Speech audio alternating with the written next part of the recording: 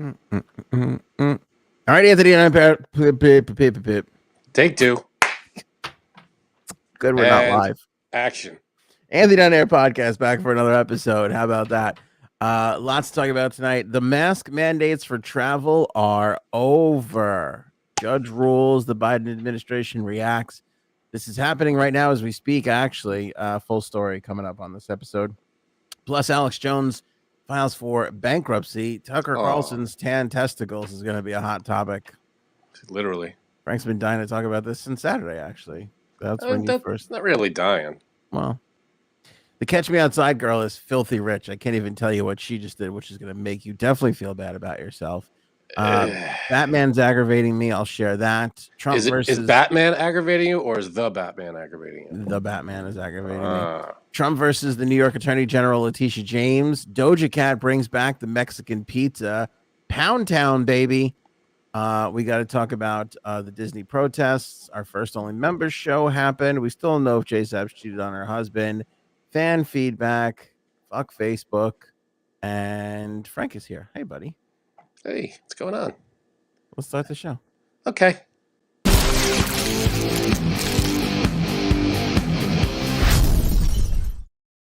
Trying not to curse in the first 10 seconds of the program. I apologize. I haven't succeeded yet. Nope. Mask mandates are gone. No mas. This is happening as we speak. All around the country. Nothing. There's no mask mandates. Travel, airports, buses, all the federal travel areas that the federal government had jurisdiction over. They have pulled it back. The Biden administration suspended the enforcement of its mask mandates. Airplanes, airports, other forms of travel, after a judge said the Centers for Disease Control and Prevention overstepped its authority. So they're saying that the CDC, the judge ruled that the CDC overstepped its authority. This is Judge Catherine Kimball Mizzelli. So a random judge can overturn the entire country's mandate? A U.S. district judge can overturn the entire country's mandate.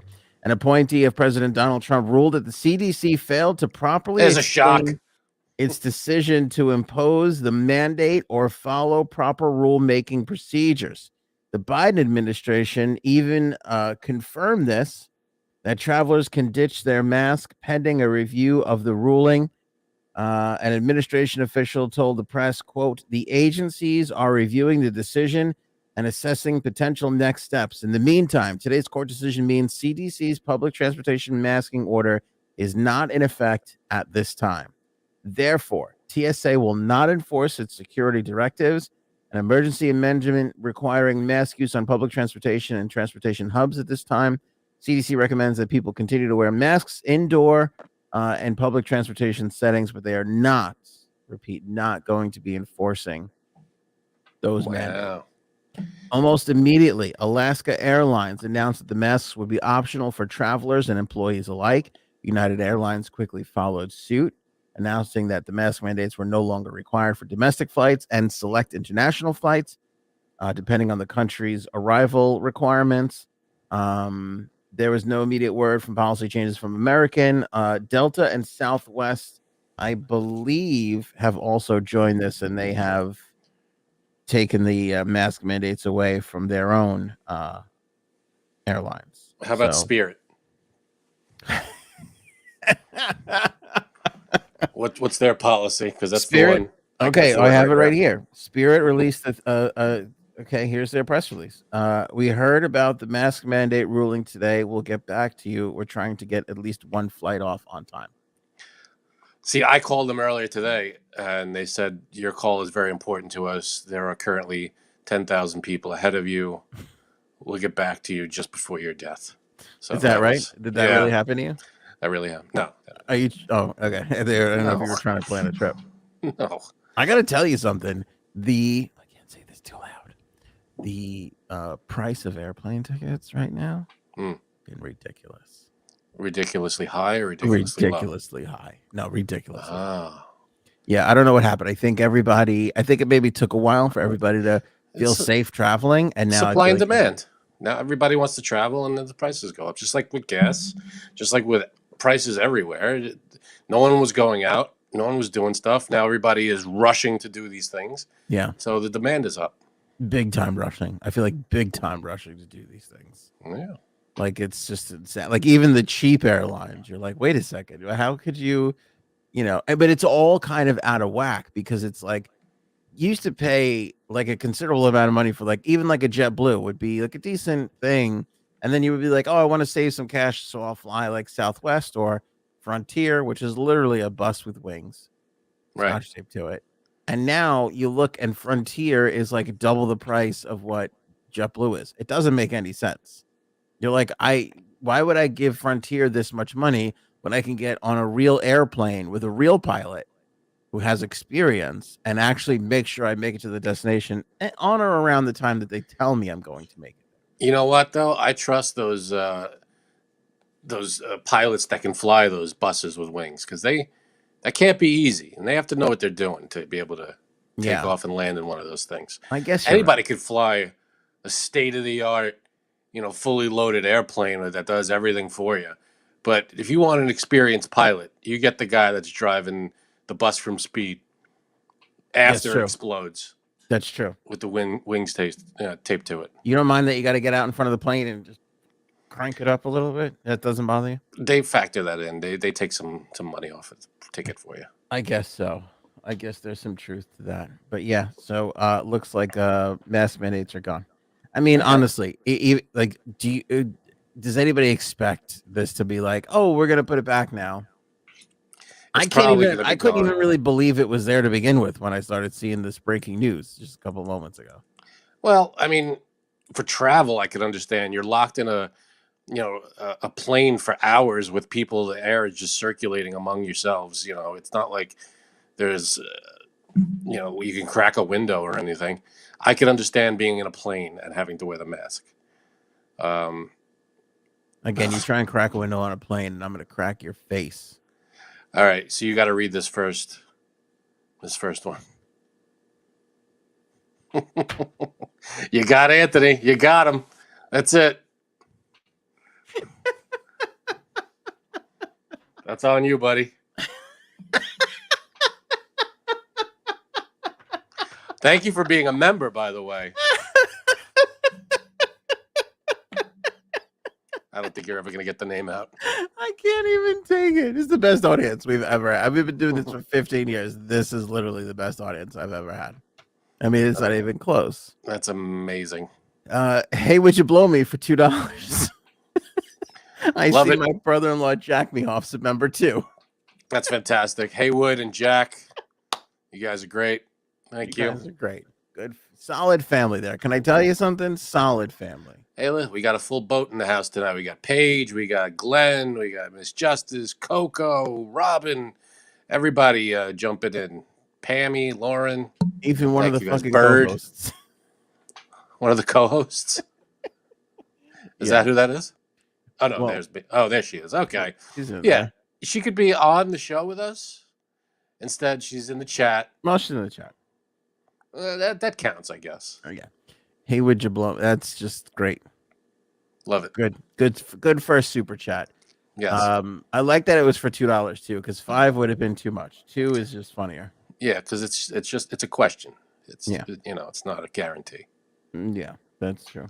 I saw an article came across my feed the other day, and it was like, oh, there's a spike, and could masks come back? Not only did I not click on, I haven't clicked on a COVID story, and I don't even know how long. I don't care. Someone, a famous rapper, just passed away after a 4-month battle with COVID. Just today or yesterday. Real? Yeah, I don't.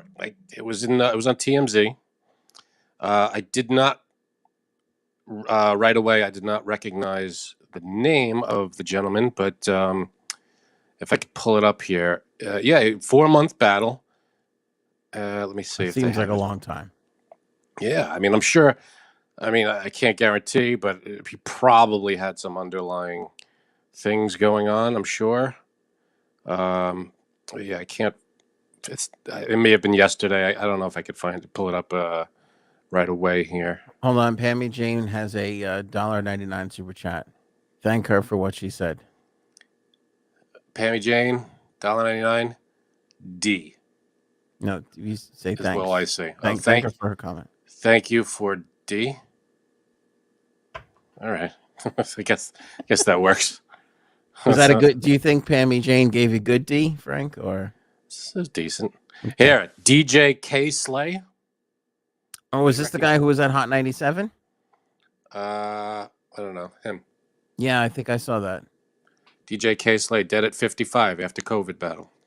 So it's around. I mean, it might not be as the numbers aren't as through the roof as they were, but still doing stuff. Yeah, I think people are still going to die from it, obviously. But I don't care anymore. I don't have the bandwidth. Care about these people. I don't have the bandwidth to care anymore. I just don't. Like again, like when a thing comes through my I'm on Twitter and it's like, especially this was a little cheating though because it was like my local news, like NBC4 News, and it's like I know this is just clickbait. I know it is. I just don't care.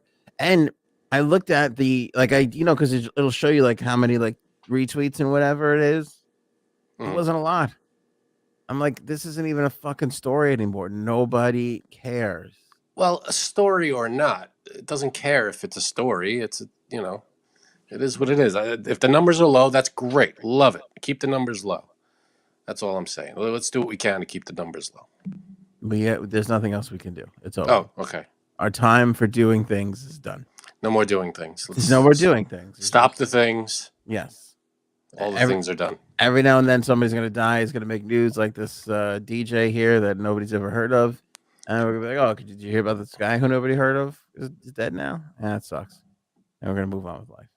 That's nice. That's basically... That's a compassionate fella. That is basically where we are at as a society. And I know that it's not compassionate, but after... come on, you were with it. You were in there with me. Like, after tuning in every day to watch those stupid press conferences here in New York and going through the whole thing for so long, do you honestly have, and would you have clicked on that? Like, do you honestly have the bandwidth to be like, oh, let me see what's going on here? No, but it's just one story. I don't have to read every story. Because let me tell you something. I was ignoring this story until my wife was like, no, this is a big deal. And I'm like, is it? And she's like, yeah, it is. And she was right. It is. It's a lead story. But I would have missed it because anything with any of this stuff, I'm like, whatever. I just don't care. See, how do you know that, your wife said this was a big story. You were going to ignore it. You ignored the other story. How do you know that's not a big story? It's just not, because I would have heard. You got to let your wife vet these stories for you.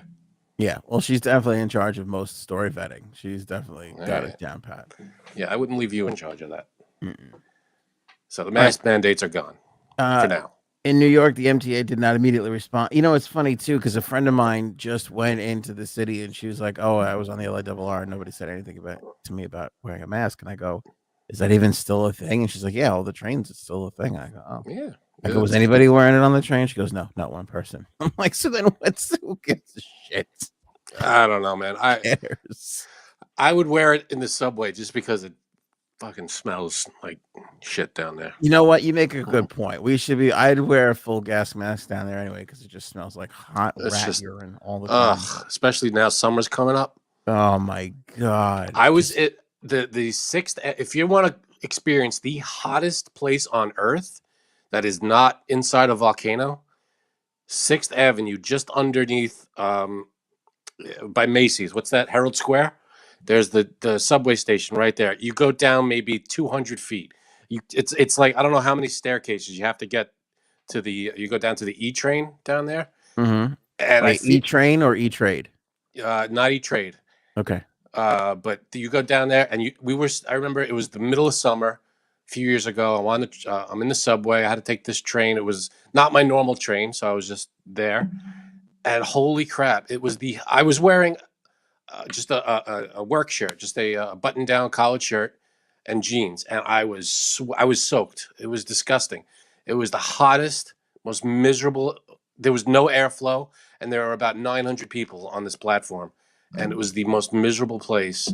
We were all just like, oh, can you believe it? The trains were not coming. There wasn't even a breeze from the ones that did pass by. It was miserable. The only way that story could have been worse is if you went to put your hand on the railing to go up the stairs and you touched semen. Hey, we got our resident semen toucher expert. Sort of. Sniffer. Where are you? Semen sniffer.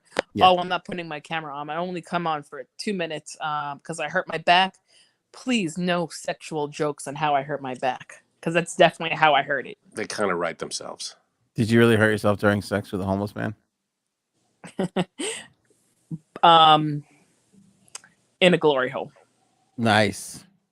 All right. Nice. So we got to get a like you have the Trump thing when you turn your camera off. Yeah. We got to get one for JSAP. She turns her camera off more than the two of us. So we got to get a standby or a stand-in photo for. Who's the most famous homeless person? How do we represent that? There's the homeless guy with the golden voice. That was probably the. Most remember famous. Him? Where did he go? I care about him as much as I care about COVID updates at this point. You seemed just very interested just now. Yeah. Kind of over it. It's gone now. Basically. I have something to say about the mask mandate for travel is over. Oh, okay. Please do, JSABs. This might surprise Frank.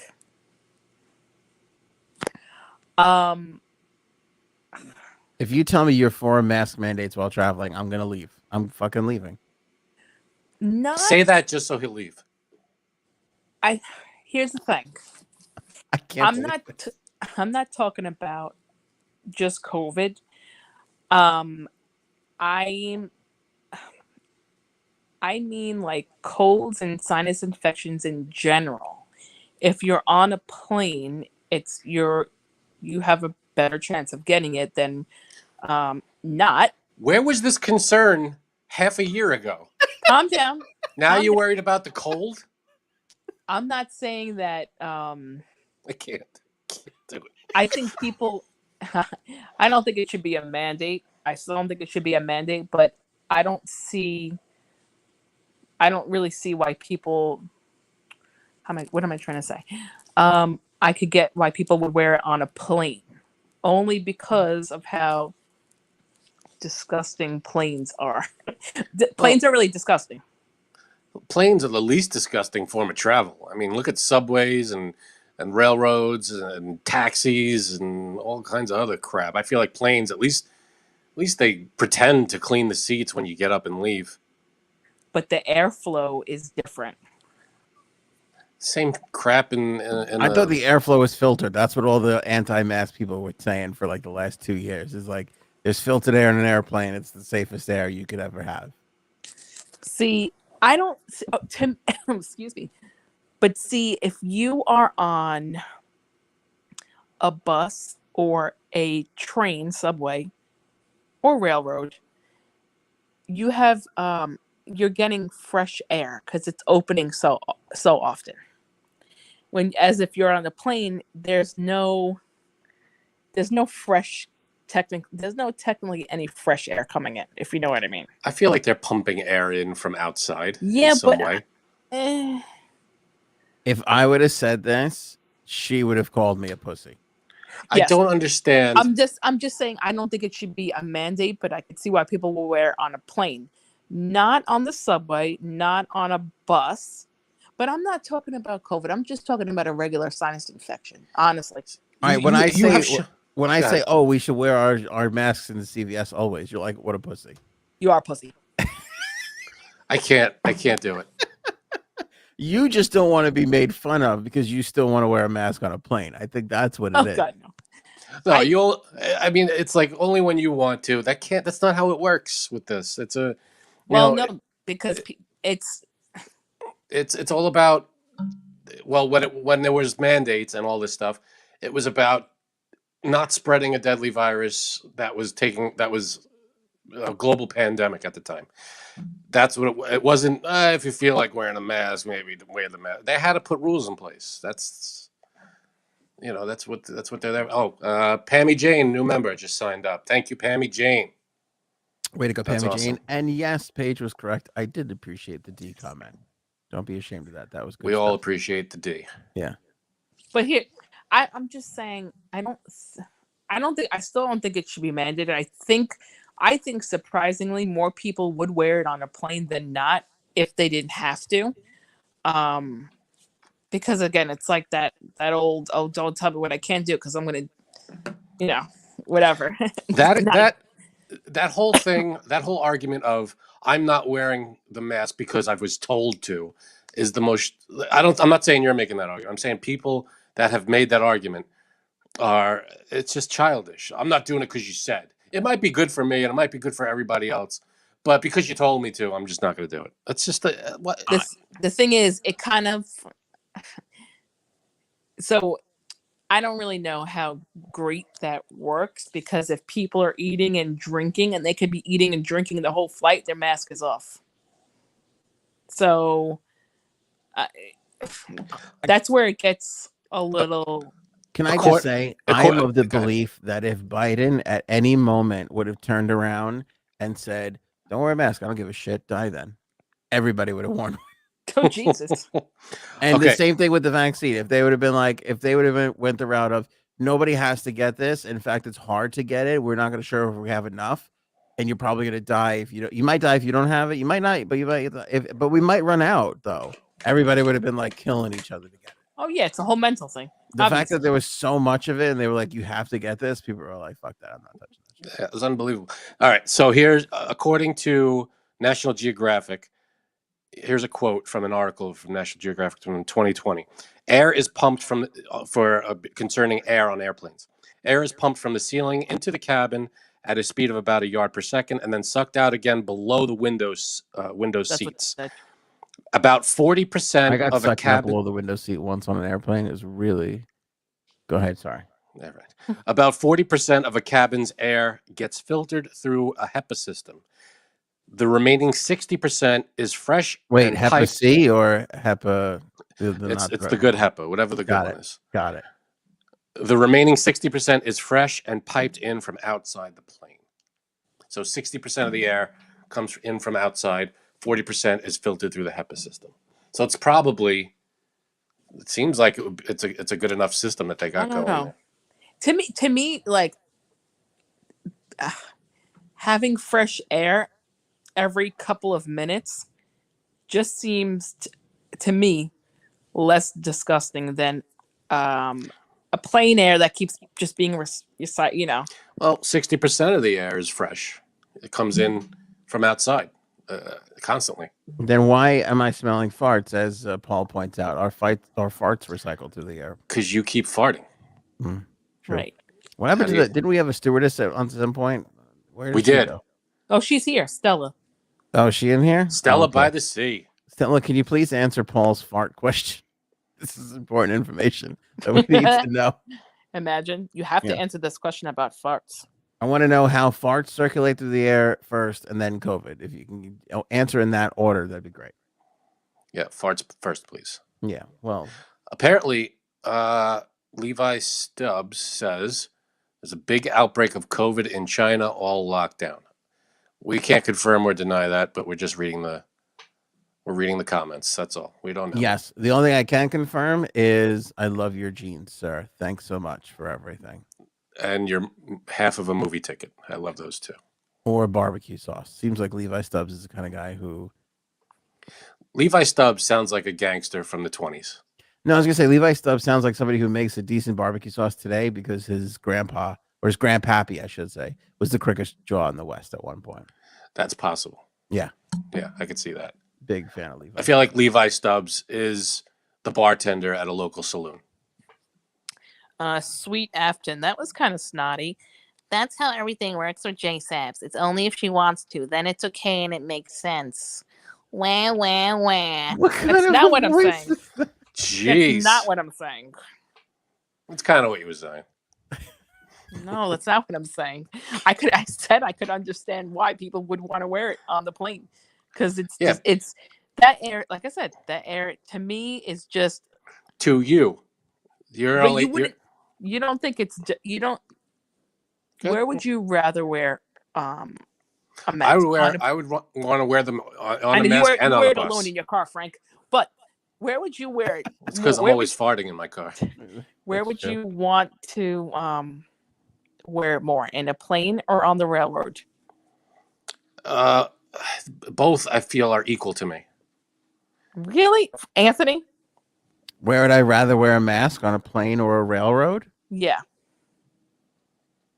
They don't If you open the choose. railroad windows anymore. It's all air conditioned. It's the same kind of thing, I feel. Well, Like, where would you feel it's more gross? I will say, what you just said never dawned on me, Janine, which is that the doors are always opening. I never thought of that. Yeah, and more people are coming in and coughing in your face. I guess what I'm saying is isn't Amtrak the same as an airplane? There's a difference between a subway versus an airplane / Subways Amtrak, subways are just a whole different set of grossness in there. I'd rather wear, like you said, a full chemical suit head to toe in a subway. I don't sit down anymore on subways. I stand the whole time. You never did stand. I don't care. I mean, if you there never are did seats. sit. I'll sit if I really need to sit down. If I've been walking for like a mile and a half and I have to sit down and I'm like, all right, my feet hurt, I gotta sit. But other than that, I refuse to touch anything on a subway. I can't do it. I like to surf as the train goes. I don't touch anything, and I do one of these back and forth. It's very irritating to ride a subway with him. That's why I do it. And every time you just go, I hope this asshole's going to fall down. And he never seems to. Incredible balance.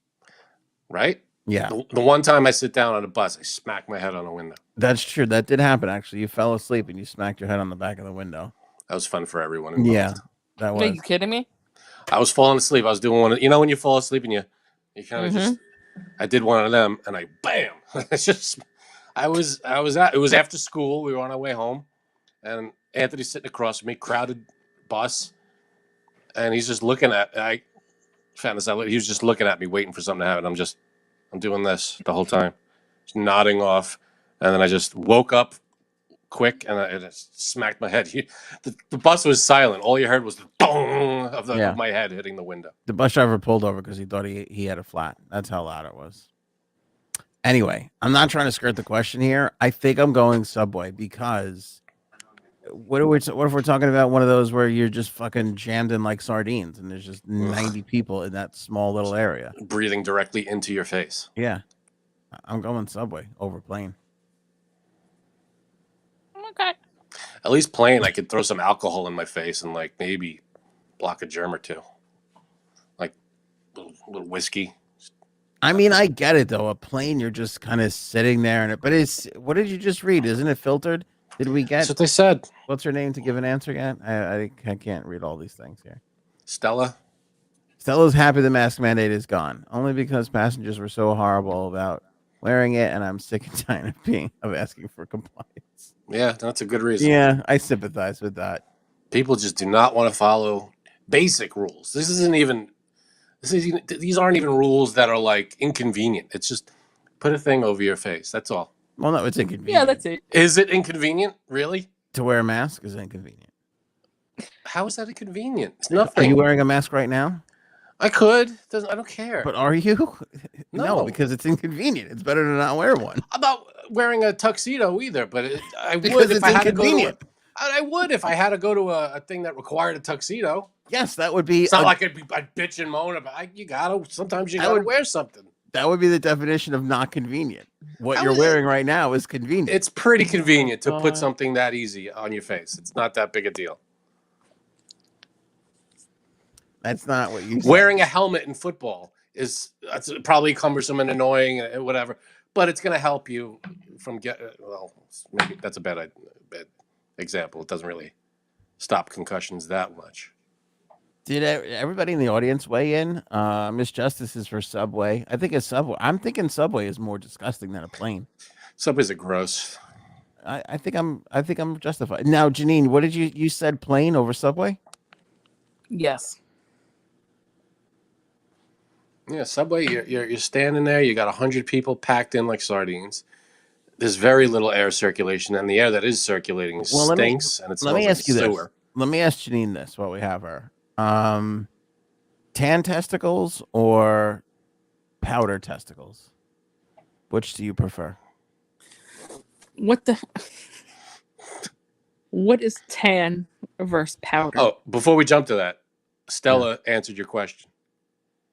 Did Stella she? by the Sea said, air circulated every 5 minutes, better than a subway. So it's filtered, and more air comes in from outside. That's what they're saying. What about the farts?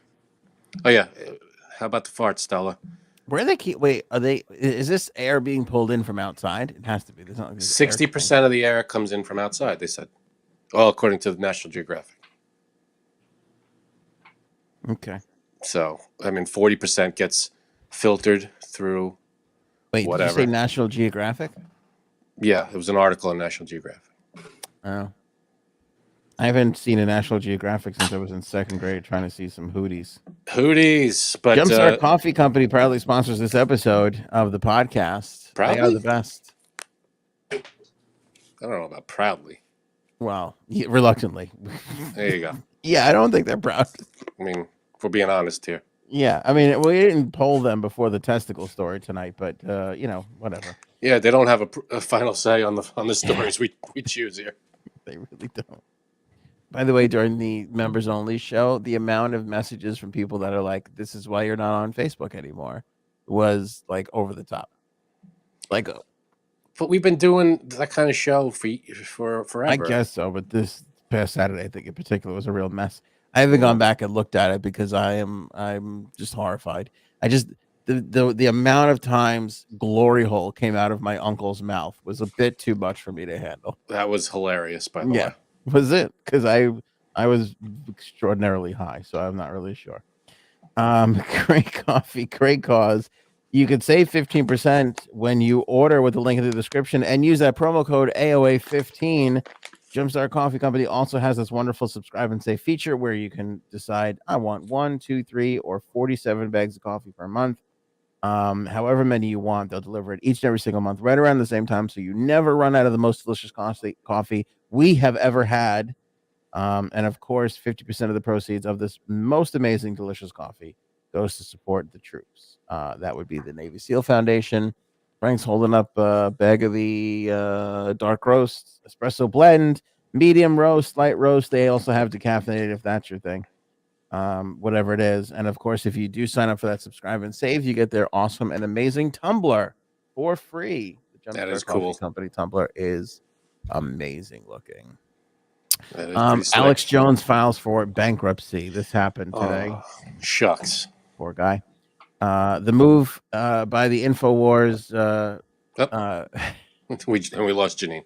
founder is a legal gambit aimed at giving conspiracy peddler Alex Jones some breathing room after losing several defamation lawsuits for falsely claiming that the 2012 Sandy Hook school massacre was a hoax.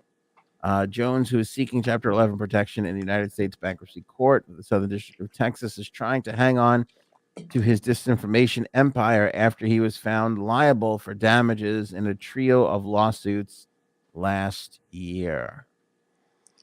Yeah, I don't know how many people he had to pay from the lawsuit, but it was a big chunk of money, I'm sure. Mm-hmm. And I'm sure he'll jump on some other bullshit thing and peddle his crap. So I'm sure he'll be fine.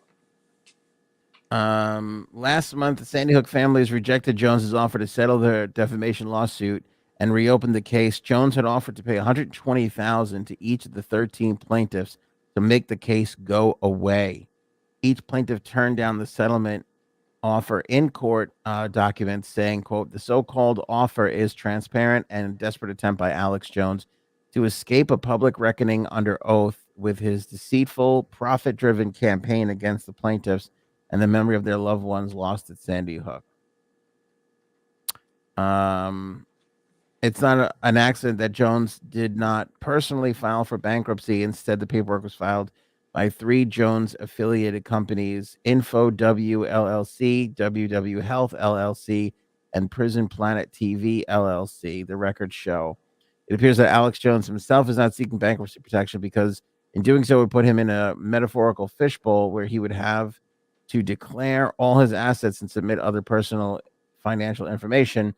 Might he not want the public to know about it? Mm-hmm. Instead, by having 3 companies affiliated with Jones file for bankruptcy protection, it shields him from some scrutiny. What, people don't want to? He doesn't want anybody knowing where his money's coming from. What the I heck is guess. that? Well, yeah, or what he has. Everything that he has, which probably means he has enough to cover, but he might have to sell, his house or whatever he's got to Oh do. boy, I don't poor know. guy. I feel bad for. I know we shouldn't feel bad for him. I feel bad for this guy. Are you serious? Do you seriously feel bad for him? I do. I do feel bad for him. Yeah, Why? I do, because I think he's got a lot of issues. I just wouldn't. I feel bad for him not for this. I feel bad for him in a sense of I wouldn't want to be him. I wouldn't want to live his life. So you pity him? I think he lives this horrible. Everything is a conspiracy theory. Everybody's got an angle. No, he does that. It's all it's phony. He's doing that for the show. Can I tell you something? It's dangerous. You think he believes all of it? I think he believes a lot of this. I think he believed this. What do you call them? Crisis actors. Right. I think he believed this, in his heart of hearts, right up until he, knew he was gonna have to cough up a lot of money, and then, fucking started apologizing. But the thing is I also have a love-hate relationship here, because even though I would never have said what he said, and I think it's horrible, I'm a free speech guy, and of course you should be sued when you're for defamation if that's what you've done. So I'm down for that. But at the same time, it's kind of tough, because when you make a living saying outlandish shit all the time, That's fine. You could say outlandish shit, but when he says this is what's going on, I feel like if he would have came on and said, maybe we should look into this. I don't know. I'm not sure. This seems fishy. Or I feel like he came on and went, this is what's happening. There's crisis actors. It's all phony. Don't let them, I feel like he peddled so much crap. But that's his shtick. That's his thing. So what? Doesn't mean it's the right thing. Just because it's his thing doesn't make it right. I agree. I agree. And I know some people do. I know some people push those buttons and do all that for the money, and they see where it's at. And obviously he grew tremendously all throughout this time period. Yeah, I don't know. I also never got, I understand, all the COVID arguments. I get, we were all at stake there. These people, if this were true, which we know it's not, but if it were true, what's the game here? A couple more people, what I'm saying? True. If there was really crisis actors there, I don't know. I don't understand why so many people gave a shit, because I don't know. I don't have Alex Jones's numbers, but he grew considerably in popularity, kind of from this moment. He was known before this, of course. 9/11 was a big thing with him. He was, he was kind of, I guess that would be his. It's kind of hard to say. He's been around for a really long time, Alex Jones, but I think he kind of really popped around 9/11, and then, but this thing, because when was this? Oh, 08, 09? I gotta look it up. It was hold on. Anyway, I'm saying it's sort of the perfect occurrence of things, because social and Twitter and all the blogs and things, those things started growing a little bit bigger around this time. He's got all these years of experience behind him, all the 9/11 bullshit stuff that he was peddling, and then this comes about. He starts with this, and this thing kind of catches fire. He grew from this. 2012. Yeah. So but I can't understand why. I don't understand why he did. So if there was crisis actors, who gives a shit? What, because you're putting more pressure on the NRA to for gun control? I think that was the angle he was going with. I get it. I see the link, but I don't think it's I don't understand why he got so big around this, and because people love conspiracy theories, and they jump into if he was talking, and this was one of the most recent events, and I think he started talking about it right after. Well, yeah, and you know what else too? 2012 is, you're right around Facebook time, when Grandma and Grandpa started getting into Facebook, was right around 2012. Yeah, and he had his own show, his own whatever. He was, he hit on a topic that everybody was concerned with, but he took a ridiculous angle with it, like a conspiracy theory angle. And people love conspiracy theories. I'm not, right or wrong. JFK, someone does a show about that. Problem is, it's not as recent. Sandy Hook he jumped on it right away, and it was, it boosted his numbers, sure, but at what cost? He went a wrong way with it, but it was a dumpster fire. That's basically what he did with it. Yeah, and he did handle it poorly. It is true. He didn't show up for stuff. He didn't turn over documents. You kind of need all that. That's what real news outlets do. Mm. And he didn't really pull that off. So yeah, he wasn't news. He was just peddling conspiracy theories. Yeah, I don't think he had investigative reporters. I don't know if he did, but the thing is, how do I want to say this, Frank? I don't know. I want guys like Alex Jones around. I don't want people to take him so seriously. Well, does that make sense? How could you control that? If I feel like if Alex Jones came out and was like, this seems weird to me. I'm not saying it's true. No, but it's not even that. Weird. My point is, Alex Jones was always around. There was Alex Joneses before Alex Jones. There's going to be Alex Joneses after him. We're always going to have an Alex Jones. Why? I want to know why or how over the last few years, let's say since 2012, why has Alex Jones gone from that funny, entertaining conspiracy theory guy to this is where I get my legitimate news information from? How did that happen? Wait a minute. What was the second part? Because the second part didn't make sense. Like he didn't. Like how did people get? Well, because he talked about a subject that pissed off the wrong people. When he was talking about the frogs, being turned gay, or he was talking about chemtrails and all this stuff that everybody was like, yeah, that's not chemtrail. Everybody kind of saw through his bullshit and was like, he's just a nut job.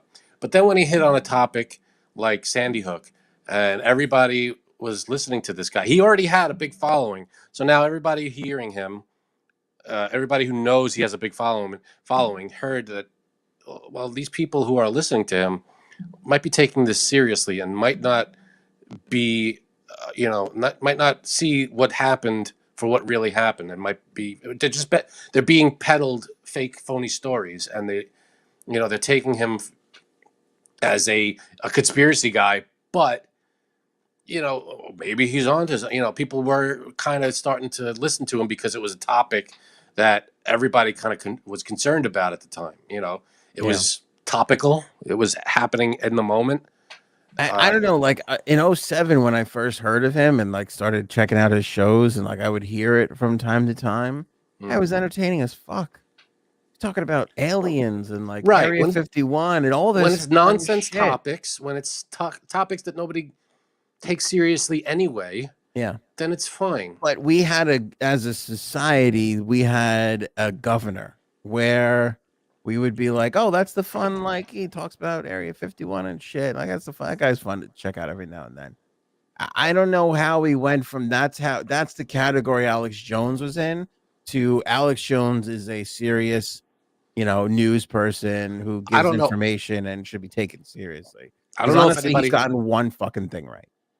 I don't know if anybody takes him seriously as a news person, but I think they see him as a, I don't know, like a maybe not as a news person, but as someone that has a lot of people's ear, just in a way that maybe not a news person would, but you could believe anybody if you.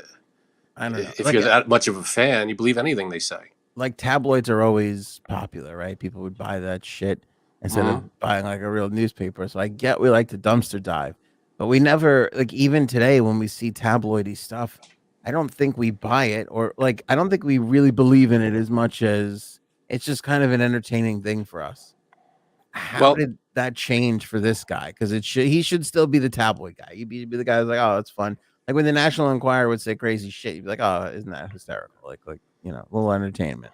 Yeah, but I think he took it to a different level. I didn't follow his account of the Sandy Hook thing as closely. I didn't watch his, quote unquote reports on it, or whatever he was saying about it as closely as most people did. But when you hit on a topic like that, and there are people who are burying children, that it hits a nerve, of course, and it's going to be people are gonna notice, and that those people, people like you and me didn't sue him. The people who were affected directly by the Sandy Hook shooting sued him. I mean, the people that's the people that he hurt, like directly. Those are the people that were suing him. We didn't sue him, and your average citizen across the country didn't sue him. The people who were directly involved sued him because he said things, that diminished what happened and made people think that this was all fake. And it was like, what are you doing? These are children, and you piss off the wrong people, and that eventually that's going to kick you in the ass. Yeah, but it's like, yeah. No, I mean, well, and it's the reason why subsequently every other time there's been a shooting, people have been saying the same thing, like, "Oh, these are crisis actors." I mean, people we know, people, mutual friends of ours have like come up to me like, "You believe like all these are all like crisis actors?" And I just go, "No, I don't think so. I really don't think so." How does that make any sense? Yeah, and where are these people, and how do we not see them on TV show? They're actors. Well, there was one clip. There was one clip that was real. It was like this. I forget who it was, but somebody was reading a statement, and they were like crying, like while they were like reading like the statement. Everybody, it's a sad thing. Like right before that, they were laughing and joking. So that clip got out. I'm sure somebody can find this. That clip got out, and I think that kind of gave him the fuel of like, look, this is all bullshit. So he took a clip, most likely out of context. Yeah. And let's be honest, like a lot of the times what happens in these situations is if you have somebody, like let's say when they interviewed the kid who was in the school, when there was a thing and then they start asking the kids questions, like these reporters know what they're doing. They know they can get the kid to kind of cry a little bit, like on the fifth question, like, you know what I mean? And it's like, you ask a question that hits home for them. They're gonna what 14-year-old's not going to cry, because his homeroom just got fucking shot. You know what I'm saying? So exactly. So people can go from someone heard a joke and then they turn and they start talking about something serious. It's going to hit them, I'm sure. Yeah. So, you take stuff. I feel like his whole show should have been called Out of Context. That should have been the title of his show. Because I feel like everything he did was just take a little snippet of something. InfoWars, though. I think InfoWars. Oh, InfoWars is better? All right. I think so. Because right. There's a war with the information, Frank. And okay. Alex Jones is going to win it. I see. Yeah. So it's Tucker Carlson because he has tan testicles. Supposedly. And that's important. That is important for, from what we're hearing. Yeah. Or for what we're seeing, it's important for manhood? Well, he dropped a trailer, which you wanted to discuss during the secret member show, which didn't happen. I didn't want to discuss during the member show. I wanted to, it just came out before that show. So that's the only reason I, shot it over to you. Oh, you really wanted to talk about it. It's okay. I'm just showing you what's going on in the world. Just keeping you, abreast. It wasn't a COVID story. I saw it. Right. Anyway, so he drops a trailer. I guess he has an episodic series on top of the Tucker Carlson show. Who the hell knew? I think this is season 2, though, that he's talking about coming out. And this is, he dropped the trailer for it, and the episode is called The End of Men. And, obviously Tucker Carlson's been talking about this for a while. Do you remember this? Okay, here's the time that Tucker Carlson pissed me off. When what did he say? That our army wasn't as manly as like the Russian army or something? Yeah, something like that. Do you remember that? That was really, because we're so woke. He fucking sold out his own country's army just to fucking fight the battle. This is what just drives me crazy. Like, I understand that you don't want wokeism and you're against all that shit. Fine. But don't be like, our military is bullshit because of this woke shit. Yeah. Like, that's join up. See how bullshit it is. Yeah. I mean, whether they're woke or not, there's still people that put their lives on the line. Your fucking freedom. Like, have a little bit of... So you can wear a fucking bow tie. Yeah. On your stupid TV show. I get it. I know you're fighting a battle with MSNBC. I understand, and at all costs try and win. But like, have some fucking respect for the troops, for Christ's sake. You know what I'm saying? Like, just keep a little.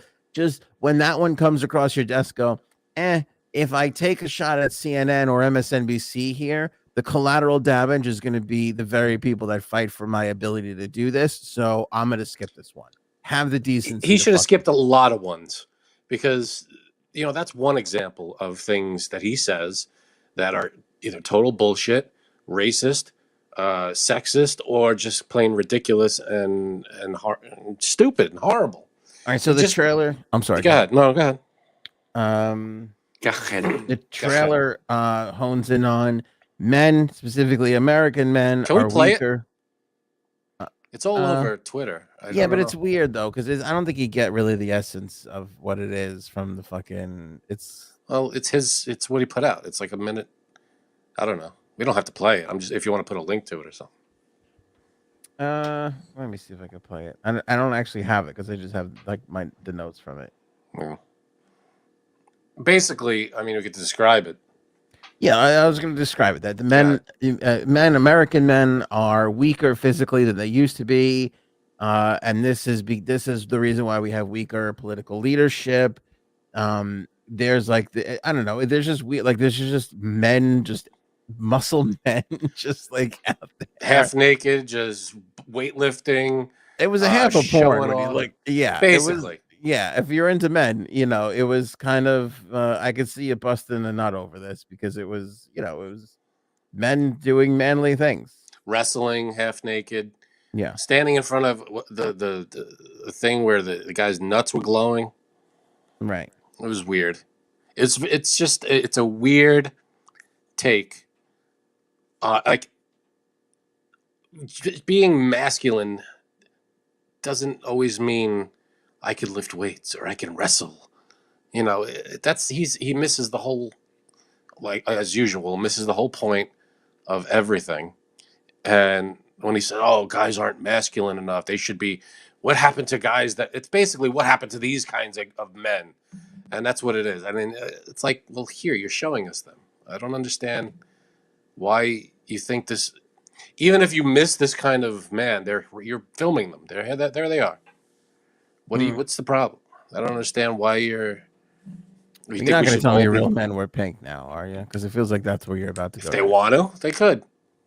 As part of the introduction for this season 2, Carlson interviewed Andrew McGovern, a fitness professional who advocates tanning one's testicles. Perfect. Carlson said, half the viewers right now are like, "What? Testicle tanning? That's crazy." But my view is, okay, testosterone levels crash and nobody says anything about it. That's crazy. So why is it crazy to seek solutions? So I guess the thought here is, if you tan your testicles, your testosterone levels will go up and you will be more of a man. I can't. How do people take this guy seriously? I mean, on any level. That sounds like sound. Is that good? Medical, yeah. When you tan your balls, you get more testosterone. Is that what happens? I mean, if you boil water, what happens? Water boils. Am I right? That's true. Can't fight you on that. See the connection? Sure. Well, let's be honest. I mean, we've been living in an unfair society where women can tan their chesticles. So why shouldn't we be able to tan our testicles? You have absolutely every right to tan your testicles. Do you though? Because you do. I tried doing that on the beach one time, and I got a. Oh, citation. You can't do it in public. Yeah, I had a court date. So okay, same way a woman can't take her bottoms off and tan in public, nor can a man. Why not? Why? Yes. Why are you trying to live? Why? This isn't 1980. Is that public what you want, Frank? Decency, exposure. I don't know. You want 1984? No, I would be very. I'd be very, very little. I'd be a young lad. But this. Oh, okay. No, I know. No, this thing. I mean, he put this thing out as if men are going away somehow. I don't understand his whole angle. Is like, what happened? He's basically living in like the 40s and 50s, where it's like men are men. We work in steel mills, and we have to open every pickle jar. It's like, shut the fuck up, dude. What are you doing? Well, I actually do open every pickle jar in my house. Like, that's actually true. That's because you want the pickles. If your wife wanted them, she'd open them. You want to focus on technicalities here, where I'm trying to make an overall point. However you want to slice it, but the point is I open those damn pickle jars. That's my job. Good for you.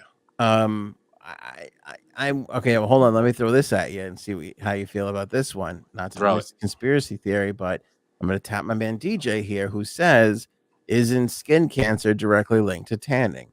Do you think Tucker Carlson is trying to kill men with testicular cancer due to increased testicular tanning?" Well, where's Alex Jones on this one? It's true. We should ask Alex Jones what to think on this one, because that's going to really form our opinion. I don't understand. And Lily Don, Frankie, do you go out much? The younger generation is puny and not very masculine. Just saying. They're young. I mean, how what age do you want to? I mean, what younger generation? Is it my generation or the one? Which generation are we talking about here? And it's your generation. Oh, okay. Yeah. And it's people are what they are. Why do you have to make someone more masculine or more feminine? It's just you are what you are. If you're not very masculine, great.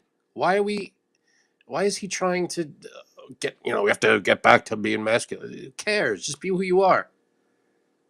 That's what he doesn't understand. He wants everybody to be, nope, you got to be a manly man or a womanly woman, and that's it. That's the way it has to be. It's like, no, you're not forcing.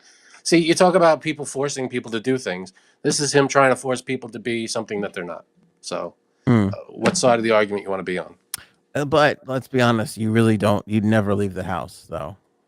I'll give you that. Lily Don's kind of right on this one. I don't go out much. You're very pale all year long, and I'd love to see you get some testicle tan. Lily Don says 20s or 30s. What? I mean, even if they aren't as masculine as 20s or 30s year olds 40 years ago, who cares? Why is that your concern? Why is that a bad thing if someone is not? I mean, and everybody's different. Someone is masculine, they're not. It's not your business. It's what they are. Leave them alone. I actually don't have a problem with the logic of trying to get men to act more manly. I do have a problem when it's coming from somebody who wears a bow tie on television. I mean, and he has a haircut that makes him look like he's 5 years old. I mean, I do have an issue when it's coming from a big ball of wussy, such as Tucker Carlson. Tucker Carlson's going to be the one to tell us all who's a man and who's fucking. He's the expert on masculinity. Yeah, I'd love to see Tucker Carlson in any sort of altercation anywhere at any fucking time. I give it 10 seconds before he runs in the opposite direction. Yeah, because I will tell you this right now as I'm sitting here, I'll knock fucking Tucker Carlson's block off. And I wouldn't even. The only way I wouldn't is if I was like, I shouldn't hit women and pussies that look like Tucker Carlson, because it's kind of the same thing. Right. Yeah. He's. I mean, you want to talk about someone not Tucker being Carlson, masculine? Frank, if I hit Tucker Carlson, somebody who is a fairly, like, let's say 20, 30 feet away might run over and grab me and say, "Why are you hitting that woman in the suit?" Right. You know what I'm saying? Like, they'd be like, you can't hit lesbians, butch lesbians. It doesn't work that way. And then I go, oh no, it's Tucker Carlson. And they go, oh, I'm sorry. Go ahead. I didn't know. It looked like a woman from over there. As long as we establish that it's Tucker Carlson, I think you're right. But I think people might be concerned that I'm hitting the woman in a bow tie suit, as nice women who date other women tend to wear. Yeah. You know. I hear you. Which I wouldn't mind normally, other than you kind of look like Tucker Carlson. So maybe let's go the long tie or something. Yeah, maybe, or no tie. Let's pop those buttons up at the top. Let that neck breathe a little. Something, just dress like a grown up is all I'm saying. Yeah. If you're wearing the tie to be, I don't know, funny or something, fine. But you look like a tool. Is what you're. There are people that can pull it off. He's not one of them.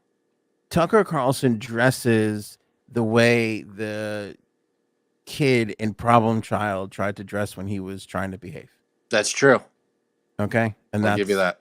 not how anybody should be dressing. He looks like the problem adult. Yes, but you have to admit the idea of slightly more tan testicles is a little appealing to you, because it is to me. I'm not afraid to admit. I'll tell you what. I don't know if you can see this, and it's hard to tell because you like your chestnuts roasted. Is that what we're talking about here? I got a little color going right now because on Easter it was a little nice throughout the course of the day, and I went out to the backyard, sat out there for a little while, just basked in this, let that sun hit my face, and it felt so good. I can't imagine it not being an all right feeling down in the old testicle area. See, for me, I tend to burn right away. I burn, and then if I burn enough, it might turn into a slight tan. So I'm not prepared to do that to my down below area. Well, this is why you never leave the house, right? Well, that's true too. Yeah.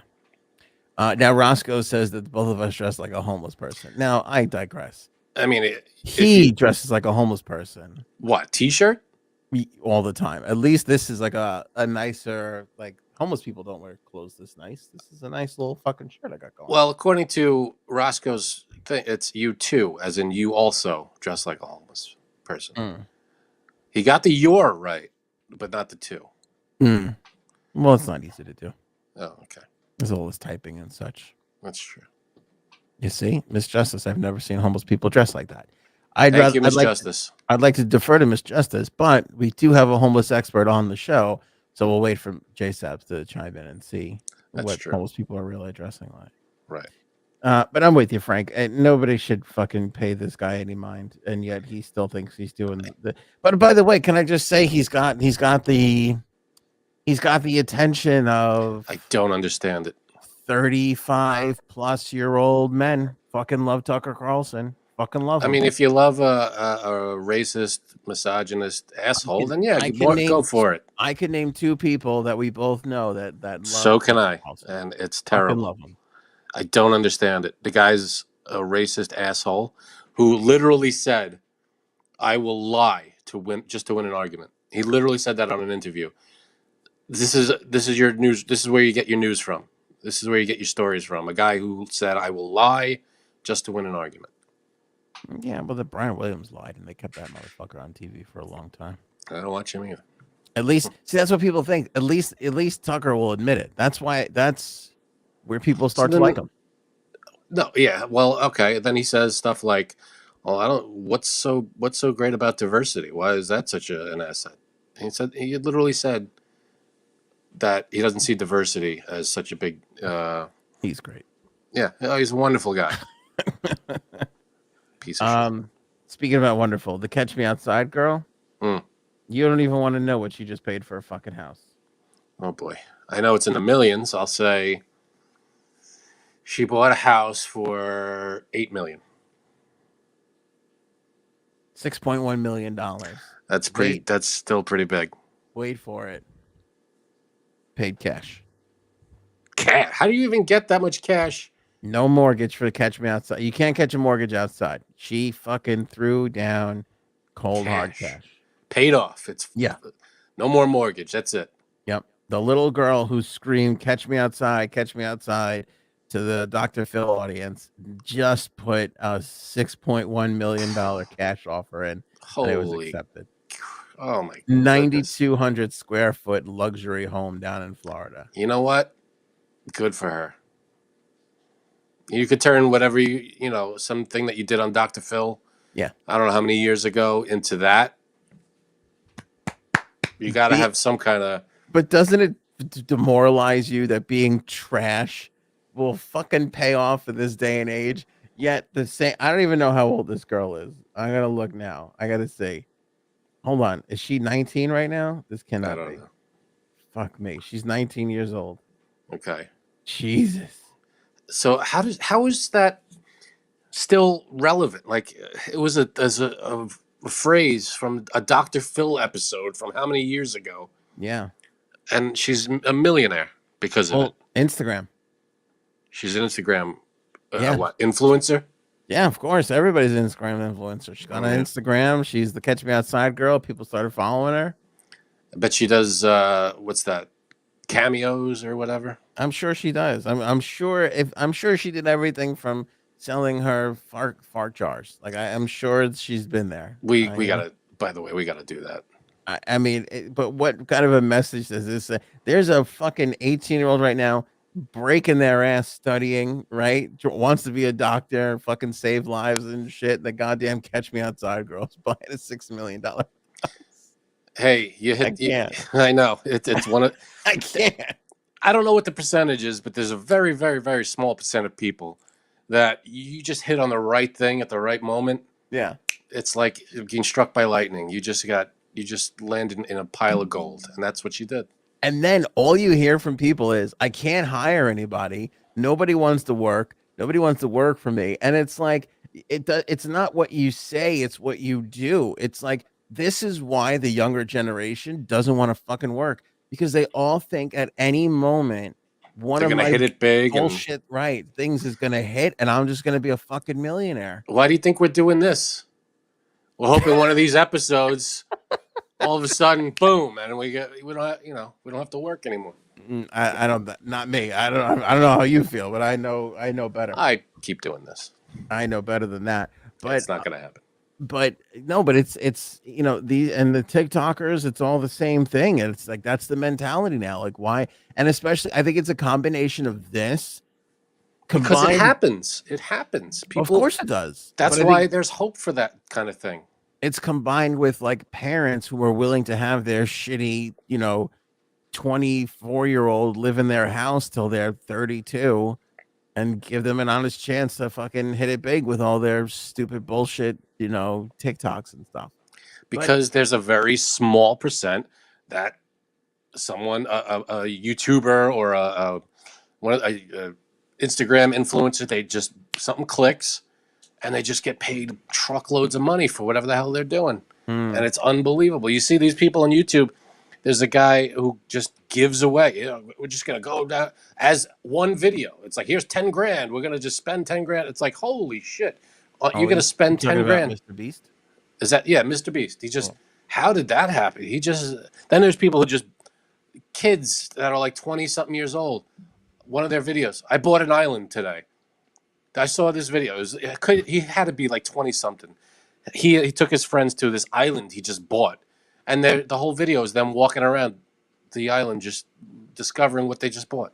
And there's like animals living on this thing. It's in the middle of like the Caribbean or something. And I don't know how many millions they paid for it, but they're just walking around an island. How do they get that much money to do that? It's unreal. Yeah, but Mr. Beast, so he built that up over years. Right. And he earned it because he's incredibly entertaining. I get he's just giving money away, but when you look at the way he's been doing that, he's got a real talent, the guy. No, what I was saying with the giving the money away part was, it's amazing that he got to that point where he could just give 10 grand away without even batting it up, Oh, he gives away more than that. Yeah, more than that. It's unreal. Like I bought this house for this random person, and it's like, holy shit, how the hell? Yeah. Hey, more power to him. I'm just saying, it's incredible that someone. That's what people see, and that's what makes them want to do this kind of the YouTube and the Instagram, and they want to just do something that's quick and easy. I feel like it's the same mentality that there was 100 years ago. The what's it called? The get rich quick schemes. People just want to do something that catches fire, makes them a shitload of money, and then they don't have to work for the rest of it. I feel like that's been humanity forever. So now, Hey, Would You Blow Me said that she sued Dr. Phil. J Subs has backed that up. I don't know about that for sure, but if they both say it, I'm with you. But according to this article that I read, she's landed several multi-million-dollar deals because of her manager, who's Adam Kluger. He set her up with an Atlantic Records deal, though that kind of fell through. She's earned millions of dollars in brand deals with online retailers like Fashion Nova and Copycat Beauty. She launched her own indie music label, which has streamed more than which has been streamed more than 1.5 billion times. Hey-o. And she has an account on OnlyFans that she joined when she turned 18. The paid subscription platform has gained notoriety in the adult world, blah, blah, blah. That's bullshit. But yeah, she joined OnlyFans. There you go. All that put together. Mm-hmm. She gets a $6 million house. Good for her. It is hard. My kids are 6 and 4. But I can't imagine if you're dealing with a 16-year-old right now, keeping them on track. I mean, that is hard to do. Yeah, could you imagine? No. You have to stay in school. You got to go to college. You got to do all this hard work to get like an okay job. Yeah. Or the other option is try your luck. You might be a millionaire for saying something random at any given time. Because I'll tell you this, I did a 180 on the people that were like, don't let your kid play video games, and make sure they read a book and make sure they get outside. And it's like, okay, well, yeah, now that it's getting nicer, I'm going to make sure that he gets outside, and he's got baseball coming up and all that kind of stuff. So he's going to be doing that. But now when we're like in the house kind of doing nothing, and he's like, can I play video games? Yeah, go play video games. Are you gonna push your kid into like being an influencer? 100%. You're gonna just stick them in front of a camera, say, open these toys and play with them so that people can watch you. You know what? I'm not going to push him into doing that. But if that's what he wants to do at one point, he'll have my full support. Because why not? What's the difference? You know? Yeah, if he can do it. You know what? He already watches that shit. And I've caught him, and even my daughter, as they're playing pretend and stuff, I've caught them talking to a pretend camera, like, oh, like, hi guys, welcome in. And like, he would, like, when he was watching Ryan's World and all that bullshit, like the kids used to do that to play with the toys. He would do that with his toys, and he would pretend like he was an influencer. And I never fucking was like, don't do that. Well, it's like when we were kids, we would pretend like, action figures or wrestling or all that stuff. We would pretend to do what, the people we admired did. And this is the same thing. They're just pretending to be the people that they watch on TV, or in this case on the internet. And that's what it is. Because and by the way, there's no difference now. Because again, for people that are like, the not the main reason, but before we knew it was good to be involved in sports and to be out and getting exercise, the only reason why we pushed our kids in sports was because, hey, if you're really good, maybe you'll make it to the to the major leagues, or maybe you'll make it to this, or maybe you'll make it to that. Because you're going to make a lot of money. Now, everybody knows how hard it is to become a fucking Major League Baseball player, but it's not that hard to become a video game star in these video game leagues. That these deals that some of these video gamers are making, or maybe they're inking millions of dollars of deals. Yeah, I mean, it's because there are more of them. I think. Well, it's not. That's where the money is. There's more of them, Frank. That's where the sponsorship dollars are. And like just like when we were coming up, it was in the X Games. Like people were like, "All right, go skateboard because you could maybe be another Tony Hawk." Yeah, but I think because I'm sure there are hundreds of thousands of kids who are playing video games on whatever platform, and people watch them, but they only have they're not doing great on those things. It's not like they're reaching millions of fans. I'm sure there are way more people trying than are succeeding. It's not like you pick up a video game, you start playing it in front of the camera, all of a sudden you're a millionaire. I'm sure it's a lottery. It's like winning the lottery every time. It is. But my point is I'm not going to discourage him from doing that. Not at all. No, I understand. To go chase this thing of like, oh, maybe you could go play baseball instead. It's like, no, I want you to play enough baseball so that you're getting exercise and you're hanging with friends and you're getting all the social things you need. But I'm not going to discourage him. Like, let's say in a given week, you want to give your kid 10 hours of free time where they can literally make their own choice and do whatever they want. Mm-hmm. If he wants to fill that time with all video games, I'm not stopping. Like I put we got him this Nintendo Switch, and you could put like a time limit on it. Mm-hmm. He's gone past it on like Saturdays and Sundays, like when he doesn't have school and stuff. And I don't. Yeah, what else is he gonna do? He's just gonna. It's either he's doing that or he's, I don't know, sitting in the corner staring at the wall. I mean, at least he's doing something. And video games aren't like the worst thing in the world. I mean, they help you with your hand-eye. Be honest though, like 10, 15 years ago, it was the worst thing in the world. If you were a loser playing video games, everybody acted like fucking Johnny's not going to amount to much. Well, turn around now and Johnny's fucking playing some stupid bullshit game and getting paid millions and making bank. Well, what if your kid wants to become a pro baseball player and the odds are pretty, are not that great, because just considering that there are not a lot of people, I don't know what the percentage, people who actually make it to the major leagues. So he wants to do that. I could tell you've never seen him play baseball. B, he's also very young. He's not there yet. Yeah, but you have to start at a somewhat like.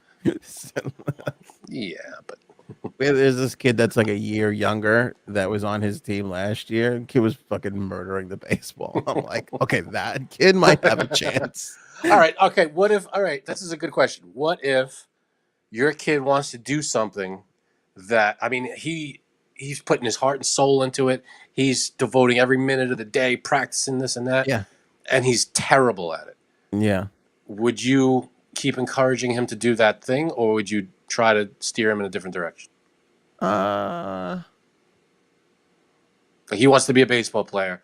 He's practicing every day. He's trying, but he's just not getting better. You did coaching, everything you can do.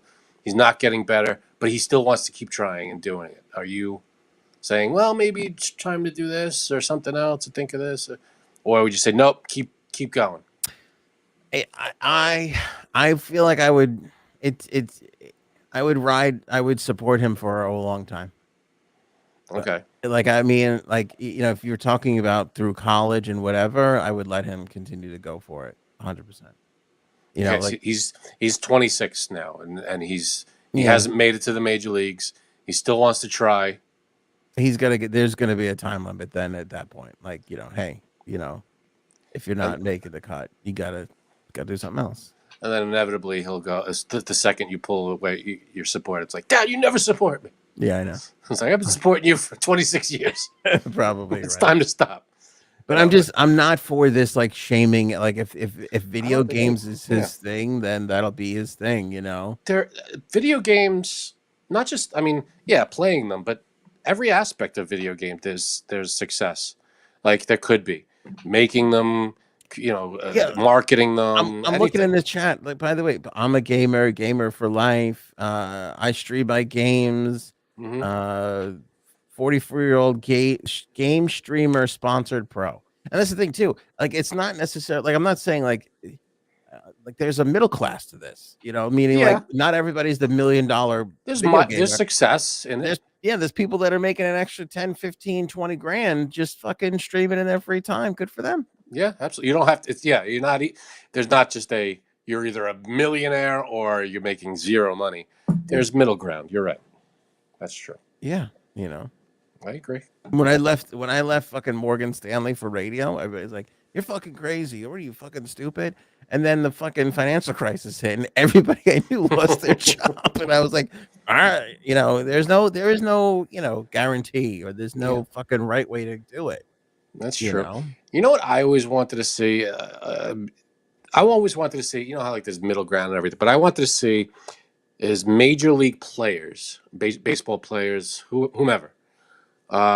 Mostly baseball because of the turf I'm talking about. Like I've always wanted to see baseball players play on like an amateur field with like rocks and dog shit and whatever. I wanted to see them not playing in the perfect conditions. And see how they do. And like, are they? Because you're running around the bases, you land in a hole, or you trip over a rock or some shit. Like we used to play, or like golf. You have these people playing golf on like the perfect plush, courses. I like. And then we play on like public courses that get the shit kicked out of them. Yeah. I'd like to see Tiger on a public course in fucking Brooklyn. With the cheapest clubs you can get. Yeah. I'd like to see that. I want to see how they do with amateur equipment and on an amateur field. I'm down. I want to see if they're as good. The other thing I can't be down for because you're gonna have like a $300 million outfielder fucking cut his knee up on him. I'll give you that. I'll give you that. Nobody's gonna do that. But No, the golf that's the thing only is reason. interesting. That's interesting. Give him a $200 set of clubs. Yeah. Put him on a public course that's not, the best kept like you'd see in the majors, and see how they do. I'm down with that. Didn't Tiger and Phil Mickelson play each other during COVID? Wasn't that a thing that they did? Didn't we watch that? It was like a heads-up match that was for charity or some crazy. Sounds familiar. I'm not 100% sure. Yeah, I'd like to see that on like a court, like you just, or even like not a mini golf course, but what do they call those? Like pitch and putts. Pitch and putt. Yeah, just yeah. Well, yeah. I mean, can they hit a 350-yard drive with $100 used club or something, and on a shit course? Yeah, I don't know. It's something I'd like to see amateur, professionals playing with amateur conditions. I'd be interested to see that. I would be interested to see what's the difference in there. I want to see basketball got to carry players. their own bag. Do they have to carry their own bag? Yep, absolutely. Because Tiger's gonna have some trouble with that. He's got that whole back thing going on. You know what? Give him a golf cart. That's fine. You give him a cart? That's what we use, carts. That's fine, or a push cart. Anything, just amateur stuff. Yeah. Basketball players playing outside on like a cement court or whatever. Something. I mean, I don't want anybody to get hurt, but amateur equipment, amateur conditions. That's what I want to see. I'm surprised that the NBA hasn't played an outdoor game. That'd be fun. When you look at the success that the NHL has had with the outdoor games, I'm surprised the NBA hasn't gone, why don't we do this? There's no reason why we can't sell out a fucking football stadium. Right. Play basketball in the middle of the day. Yeah, you make the court not so slippery in case there's a little drizzle. You don't want people slipping all over the court. Yeah. I get that. So you make it like concrete or whatever you have to do. Pavers or something. I don't know. And yeah, that'd be great outdoor. I'm sure the wind has something to do with it. You shoot a 3-pointer and a gust of wind comes. You got a little wind. I never saw, That's the game. And you ever see White Men Can't Jump? They had to deal with a little touch of rain, little wind on that. A little. That was a great movie. Sydney, there was a little, Might want to just a little to the left, a couple of 2-3 inches. That's such a good movie. Well, we were supposed to get like one-on-one NBA stuff. Like Shaq was in talks for a while when he was playing, and then I even think during the pandemic, LeBron was talking about playing somebody one-on-one. That would be great. One-on-one, even 2-on-2, just even a half-court game where you have to a regular amateur style game. Where it's 2-on-2, half-court. You got to take it back past the line. That'd be great to watch that. We going to Sizzler. We going to Sizzler. Ain't no thing but a chicken wing on a string. Let me tell you why I'm telling Frank to go fuck himself today. The Batman is finally streaming on HBO. So I can finally see this movie. Why is it go fuck yourself? Because you were all, we're gonna go see it. I'm gonna send the text. By the way, that was Frank, you. Never. You were on this show after we talked about after our plan. I did send the text. Batman fell apart. Frank was all, I'm gonna send a text. I did. We're gonna go. That night I sent it. You never sent that text. 100% I sent the text. I'm looking it up right friggin' now. Grab the phone. I sent that text. I'm going. Never sent the text. It was the guy's 18th. text. It wasn't the all of us. I know where the text. I know where the texts go. I gotta find that. You find that fucking text message where you were like, "Let's go to the movies at this time." I didn't say at this time. I said I'm in for tomorrow. You put the text out there. Huh? Saturday night we're gonna go to the movies. I said I'm in. Let's go to to That's see. That's not what I'm talking about. After it fell apart, we did a show, and you were like, "I'm gonna send a text." No, I did not. And everybody, you have to pick a. You're like, "This is how you have to do it, Ant." This is how you have to do it. Like you were Tucker Carlson telling me to tan my balls. You were like, "This is how you do it." You tell everybody a time, and then they go with it. Never compare me to Tucker Carlson. And you never, ever, ever said that text. It's my Tucker Carlson impression. I don't get it. What's wrong with diversity? It's such a great thing. I don't get it. What an asshole. But now the Batman's. It's on It's streaming now, which is weird because it is still in the movie. I don't know why they would stream it. Isn't that just you're just losing money now? I guess HBO's making money, but I don't know. That's their new thing is literally, I think 30 days in the movies. That's it. Man, which is I think becoming the new thing. It's kind of like, and I don't think it's wrong because it used to be you had movies and you were in the movies, and then however long the run was how you were doing, and then it was we take it away for a little while because then we want to bring it back. I remember it was on HBO like a year later. No, first it was yes, because first it was the video rental. Oh yeah, the rentals. Yeah, we'd give it to the rental places first. And then it would come out on VHS just in time for Christmas or DVD. Right, exactly. And then after that, then you had it going to the cable and HBO and everything. I remember when movies came out, I was like, I'll see this on HBO in a year. And that's where it was. Yeah. It was every Saturday they would premiere the new movie. Yeah. Now 30 days, they're saying. 30 days. Well, that's what HBO and Time Warner is doing. 30 days in the movies. And then immediately into their streaming service right after that. That's it.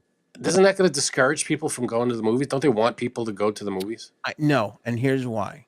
Because if you're going to go see that, if that's a movie you're excited about, you're going to see it in the movie theater. For the people that are on the fence, I'd rather have your $15.99 a month because you're going to wait anyway. I feel like you got it anyway. If you're hooked up to HBO, you're getting that $15.99 a month anyway. You might as well also get them in the theater. But you're not. I just don't think you are. I think because again, like if it's a Superman movie, I'm fucking going. Like I'll go with myself. Yeah, the hardcore fans, the people who want to see it in the theater will go. But if it's just like a casual viewing, and let's say it's Superman, and I maybe want to see it, and I know it's coming out in a month on HBO, I'm gonna wait. You're gonna wait, but you're not gonna go see it anyway. Like, okay, for instance, this is a bad example. Let's take the next Scorsese movie. Scorsese is obviously a big fucking deal, right? Right. If it ain't Thor throwing a hammer, it's not making $100 million, right? Scorsese's audience not really going to the movie theaters as much, but I'm gonna pay $15.99 a month for the fucking Scorsese movie. Yeah, no, that's my argument is for like this Batman movie. If I want to see the movie in the theaters, I'm going to go. If I'm on the fence about it and they say, oh, it's going to come out in 30 days on HBO, I'm going to wait. Well, they're not saying that.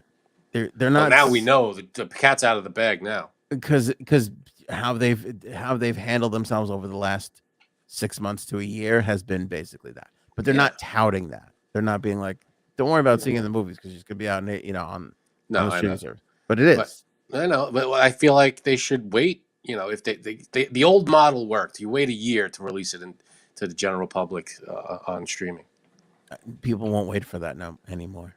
Sure, they will. Why wouldn't they? If you're not pumping out new shit for me to watch on your $15.99 thing, I'm not paying $15.99 for it. Yeah, the new stuff, sure, but like if it's HBO, people are gonna buy into HBO anyway.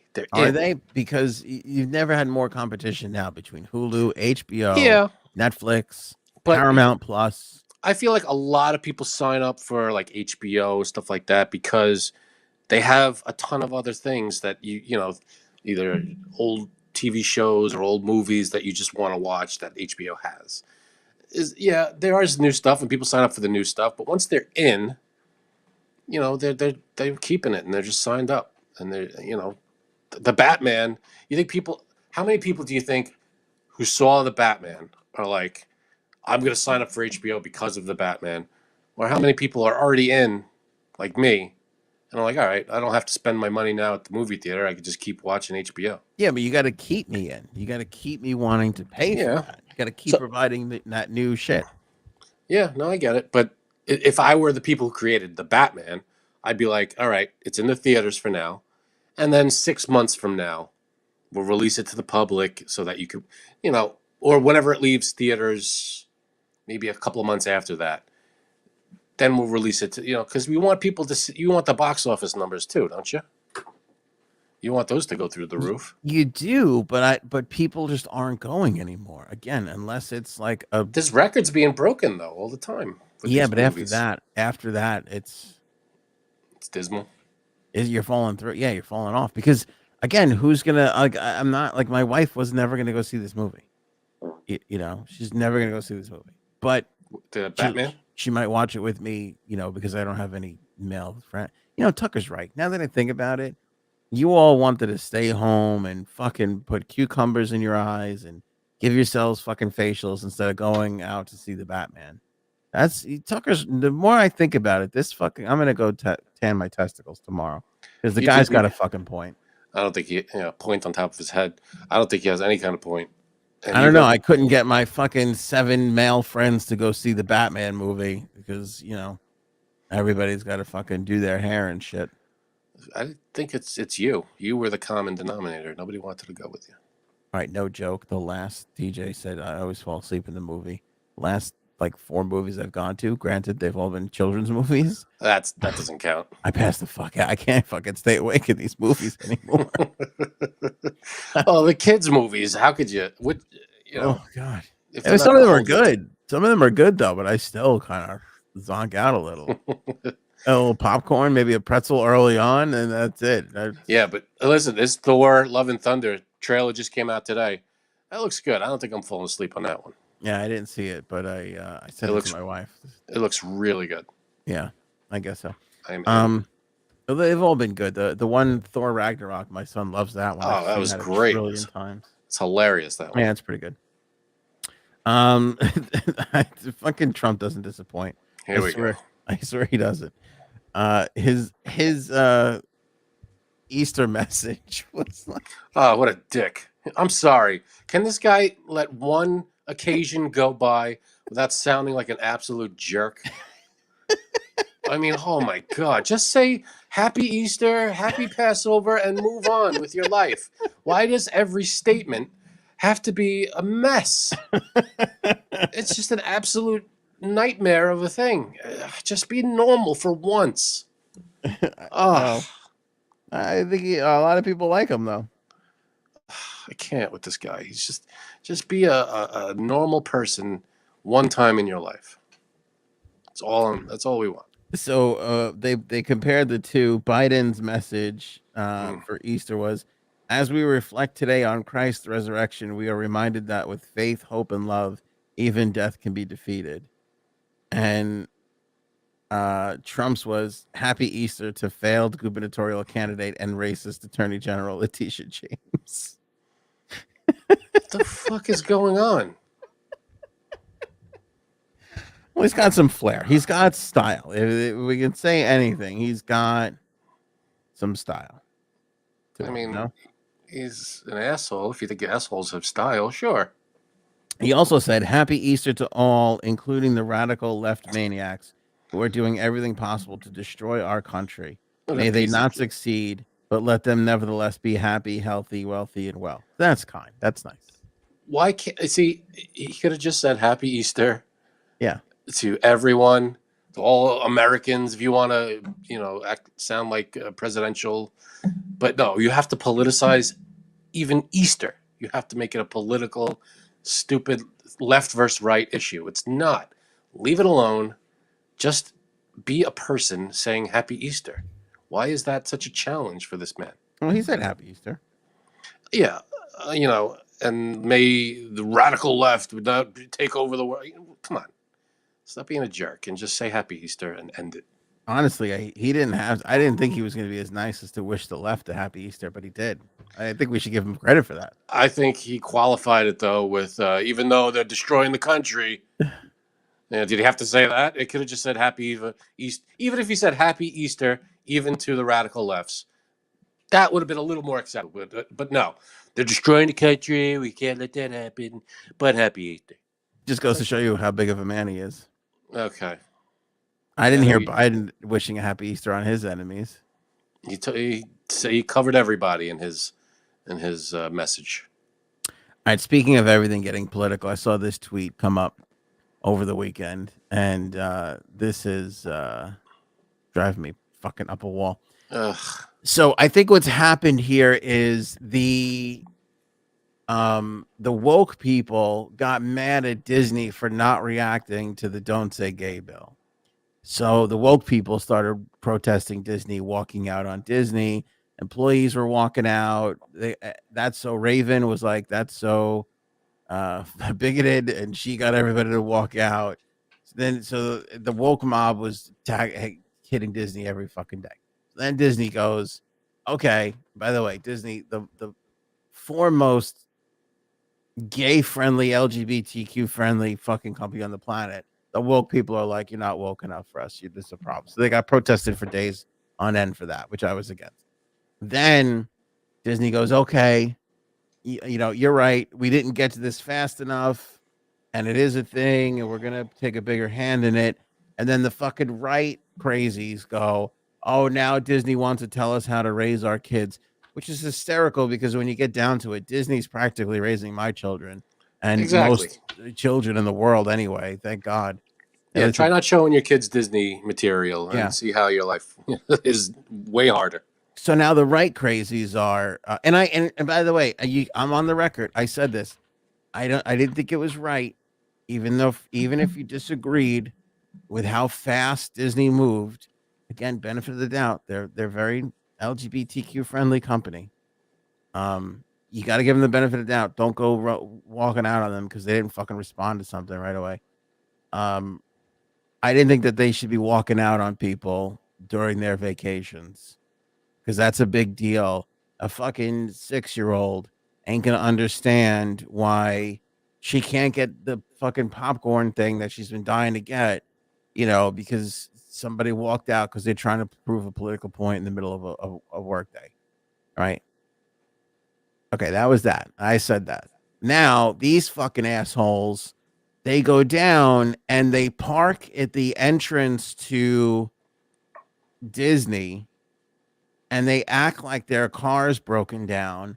And this fucking guy takes a picture. I mean, he's so proud of this with his DeSantis hat, which at least that was the one. I was like, at least he's wearing a DeSantis hat, not a Trump hat. A little bit of originality there. Good for him, I guess. But he's got fucking ears on and a thing. And the caption of this tweet is Patriot convoy just did a blockade at the entrance to Disney. Car trouble. No one visiting Disney can get in. That's when you tow these fuckers away. Like, and that's it. Now you have to pay the tow fine and everything. Again, because this is shit head activity. You're a piece all the families of shit. All the families in the background that can't get their kids into Disney now because you're a piece of shit. A total, and I don't want to hear from anybody who's like, oh, freedom. Of course, freedom of speech. But give me a fucking break. Anybody who does shit like this is not a decent human being, and they're certainly not a good fucking parent. Because if you ever fucking had to save up money to go down to that fucking hellhole of a place, and you're just fucking sweating, and you're standing in line, and I want candy, and I want to go on this ride, and why do we have to wait this long? And you're fucking dropping $6,000 to fucking make a memory, and this son of a bitch is gonna fucking block that and first of all give you another fucking 2-hour delay. I could go around these assholes. It's 2 cars, it looks like, right? I can't go around. I just go right around. I don't think they're making that much of an impact. Maybe they are. I don't know. It doesn't look. It's not the main thoroughfare. I don't believe that they're blocking, but still, they were there to cause a problem for and the fucking innocent families that are there just to kind of. The parents just trying to be decent parents and take their kid to the friggin' park. They don't deserve this shit. No. You're fucking, no, I live in America. I'm a patriot. You're a fucking asshole. Yeah. And I could just tell by looking at this guy, nobody likes you. No. Nobody enjoys your company, ever.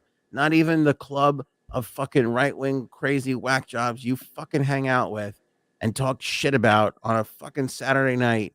Nobody fucking likes you, Derek. Nobody. No. Or Joshua, same difference. I mean, does it really even matter? I don't think it matters at this point. Thank you. You fucking asshole. These people save up all. But by the way, like, I can't even tell. Like, I've been in that situation where it's like, You drop a reservation now at Disney, you're done. That's it. We took the kids to Disney when they were younger, and we had a reservation at this fucking restaurant so they could wave to the characters as we ate. And there was an accident, the whole fucking highway. We're calling everybody. They're like, do the best you can. Because also, once what is he protesting? He's protesting now because Disney now is like, hey, we're going to work to see if we can, get DeSantis to overturn this thing. It's not right. Don't say gay and blah, blah, blah. And now these fucking people are like, oh, you can't go tell us how to raise our children now. It's like, there's no winning. This is why I hate, and this is the woke people first, Frank. I'm sorry. It's true. But the lefty woke people, they need all of their companies now that they like to think the way that they think. And then when they don't, they need to have a fucking protest to stop it. And that's exactly what these people did to Disney. And now look at Disney. Disney cannot fucking make anybody happy in this scenario. And then the people that they're trying to make happy, their fucking time is being ruined by douchebags in political red fucking hats that are blocking their entrance, or some other shitheel that's trying to get their employees to walk out in the middle of their fucking shift while the kid is just trying to get on Space Mountain. Well, what's the difference between someone protesting anywhere then? I mean, if someone's going to protest, let's say that people protesting in the middle of Manhattan, blocking traffic, whatever. I mean, that's the same kind of deal. You're protesting something you disagree with. It's not about protesting, though. It's about woke people need to stop having the entire world think like they think. This is the same deal. The other sides do the same thing. Yeah, but they're reacting second in this particular case. Worse, if you ask me. But in this case, well, there's protests where it's this side first, that side first. You have to admit that asking a pro LGBTQ community company, getting mad at them for not reacting to something that they had zero to do with, is ridiculous. Well, you're a public, you're a company that's in the public eye all the time. Ridiculous. And they had your governor. No, that's not the governor. No, it had nothing to do with the governor. This was the president of Disney, or whoever the hell the guy was, that the leader, the CEO, whoever it was, put out a statement, and it was a statement that was like, it was 3 days later. Yeah, but the statement, they were angry at the statement as well. Yeah, because the statement wasn't like, we're going to end this fucking thing right now. No, the statement was not, equality. It was like, we're not getting involved. That's right. Which, so, by the way, I'm all for. Don't get involved. See, that's we don't. I don't people need too. I don't need Mickey Mouse to help me enact change. I need Mickey Mouse to be fucking Mickey Mouse. Then who's going to enact change? People. You don't need which people. How do you pick out the people who are going to enact change? You don't need, the guy who pumps my gas to enact change. It's only the people you want to step up. If Mickey can do it, then if he has power, with great power comes great responsibility. Oh, will you stop it? I'm saying, how do you know which people are the right people to enact change? You don't need corporate sponsorship to enact change. But it helps. If you don't like these laws, then hit the streets, hit social media, do everything you can to get the person in your district out and bring another person in and get them to overturn the bill next time around. But the people that were protesting in Disney, it was their own company. It was, we want a reaction from our own work. No. Yeah. It was. I mean, it was eventually. No, it was the people who walked out of Disney. Yes, I agree with that. I don't believe they're the ones who started it. Who do you think started it? I think woke people started it because started it outside of Disney. Outside of it, because I'll tell you why. People who work for Disney fucking love Disney, and the Disney adults and the Disney nut jobs, they fucking love Disney. Disney could murder their parents, and they would be like, Mom kind of had it coming to her. Like, I want to be on Mom's side here, but I also want to ride the teacups again. And I'm afraid that if I stand up, I'm not going to be able to do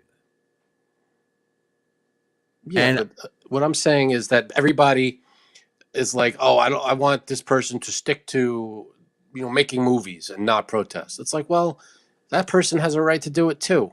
Or, that's different. How is that different? That's different because if you're making art, you can make art about whatever you want it to be about. No, I'm not talking about the movie. I'm talking about, like, let's say an actor is with protesters somewhere. It's like, I don't need to hear from the Hollywood elite, whatever. That person is a citizen of this country and has every right to join whatever protest they want. Yeah. So, I'm fine with that. it's like, why can't Disney choose a side? Because I'll tell you why. Because the people that bamboozled Disney into doing this don't give a shit about Disney. And corporate culture these days, they're so fucking afraid of everything. They're not even intelligent enough to see that coming. Because if you love fucking Star Wars, now you didn't love the Don't Say Gay bill. You're against the Don't Say Gay bill, correct? 100%. Okay. Yeah. Now a Star Wars movie comes out next week. Are you going? Yeah. Of course you are. You'd trample a gay person to get there, would you not? No, I would not. You would push them aside. No, Disney too hard. No, Disney made up. They apologized and they put out the correct, the right statement. That even if they didn't apologize, you'd still go see it. You would still go see it because you love fucking Star Wars. It's not that big of a deal. You love Star Wars. I do. And that's all there is to it. That's everybody who works at Disney. Everybody. Yeah, they love it. I'm sure, absolutely. But that did not start with the Disney people. And I know it didn't start with the LGBTQ people that have been getting benefits and shit like every other human being before any other company did that. I know it didn't start with Disney. But what I'm saying is if your company does something like if your company is as big and powerful as Disney and they have influence and a responsibility to people, like kids especially, and families, and they say something that is the antithesis of what Disney is supposed to be, don't you, as an employee of Disney, wouldn't you feel obligated to be like, this is wrong? No. And I'll tell you why. Because it will never end. It'll never end. And I don't want So Disney... It's a losing battle. Why fight it? No. Here's what I want Disney to do. I want them to do what they're good at, which is continue to make movies that kids can dream about, that kids can see fairness in. You want to change the world and be Disney, then continue to be Disney and make wonderful movies with non-bigoted people and characters. Which is great. But that's where they need to be. That's their lane. They were until they were called out for, they were asked basically to take a side. You don't want them. They weren't taking a side until they were asked to. That's where I want them to be. I don't want them taking a side on every little thing. It's not every little thing. Because you're going to have to deal with some fucking douchebag every weekend now who's opposed to Disney doing whatever they're doing that fucking week, ruining your vacation. Just make movies about frogs. That's all. Just make movies about animals and loveliness and happiness. That's what I would do if I was the CEO. I would say, I think the world knows where we stand on LGBTQ. That's our statement. Done. We're going back to making movies where the fucking toys come to life and make everybody happy. That's our lane. That's basically what he said, except he added what the actual stance was. That's all. He said what you said. Answer these people. These people with pitchforks and fucking that are like, hey, how do you feel about this? How do you feel about this? No, it got bigger than that. It got bigger than that, though. It wasn't just a group of people because it caught the eye of the media and it became this big story. Once it did that, then their hand was forced. If it stayed to a dozen people who were unhappy, they could handle that internally. But once it became this big thing, they had to address it. I don't, because then now they have to address everything. Now then no, they don't. You're opening up the door to have them answer any kind of political question that they have. Only when they're asked to. If a person who runs the Okay, let me ask you this. Marketing department is like, oh, where do you stand on this? You could talk to them private, but if it's like no comment, a newspaper asked them, no comment. We have no comment on this. Well, that's what they tried to do, and then it became this huge story. So then they had to make a comment. I would say, we have no comment on this. We're gonna let our record speak for itself on how we feel LGBTQ people should be treated. Go ask any one of our employees. So that's taking a side. That have enjoyed the fruits of of what our company has done. And so that is a comment. First of all, that's not no comment. But that's not, that speaks for itself. Okay, let me ask you this question. Would you think it's okay if Pepsi stepped in and told you how to raise your dog? How many times a week you can walk the dog, or what food you should feed it? Would you be okay with Pepsi chiming in and being like, I wouldn't care what they had to say. If they said something, see that, because that doesn't affect anything. It's a suggestion that doesn't really impact anything. It's not a highly charged topic. You understand? It's just how to, it's like, all right, well, okay, thanks, and then you move on. But if it's a huge corporation that has the ears of millions of people putting out, and they're asked the direct question, they have, I feel like, yeah, they might have to answer it just like any other huge corporation might have to answer a question from the media. Yeah, just because they're Disney and they put out happy, fun stuff doesn't mean that they're not also a business. That has to have some accountability. That. But you have people now that feel as if Disney has decided to Disney's decided that it's up to them to decide how the children in their state are raised. And they've been deciding that for 80 years. But that's how these people feel. They feel like, hold on a second, we elected people who passed a law. Yeah, this law is still there.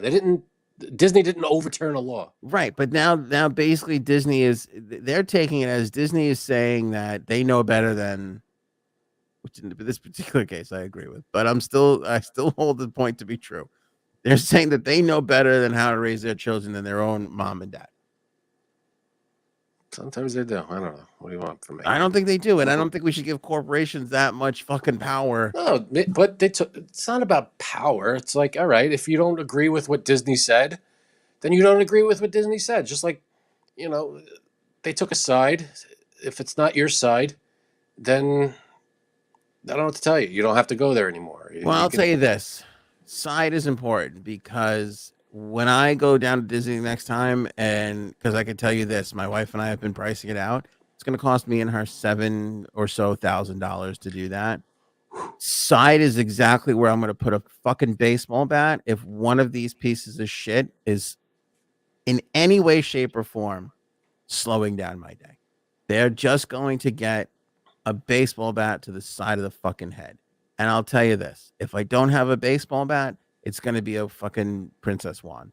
That probably second. The latter. I would love to see that. Probably more possible, but I'll beat a fucking Joshua to death with a goddamn princess wand if I fucking have to, because I'm not waiting 1 minute longer than Disney says I have to wait for that fucking teacup ride.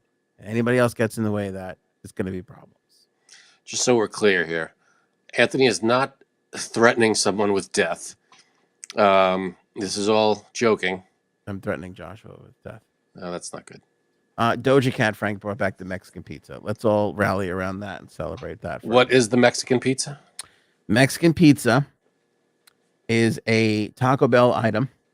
Okay. That sounds pretty authentic to me. I mean, Taco Bell, Mexican pizza, all checks out. Sounds good. That was off the menu for the longest time. And then during Coachella over the weekend, Doja Cat jumped on stage and said, "We finally did it, everybody. We brought the Mexican pizza back." See, if she would just stick to music and not get involved in Taco Bell's, why shouldn't she just, you want change, you go to Taco Bell itself and you tell them to change it. Mm-hmm. You don't need celebrities going outside their lane. And so she did the right thing. She brought change. to Taco Bell. Supposedly, and I don't follow Doja Cat on Twitter, but Doja Cat's been working over that Taco Bell brass, trying to get them to bring back the Mexican pizza. And Beautiful. I guess they cut a deal with her at some point. So when she went on stage, she was like, "Good news, everybody! Mexican pizza's back." Love it.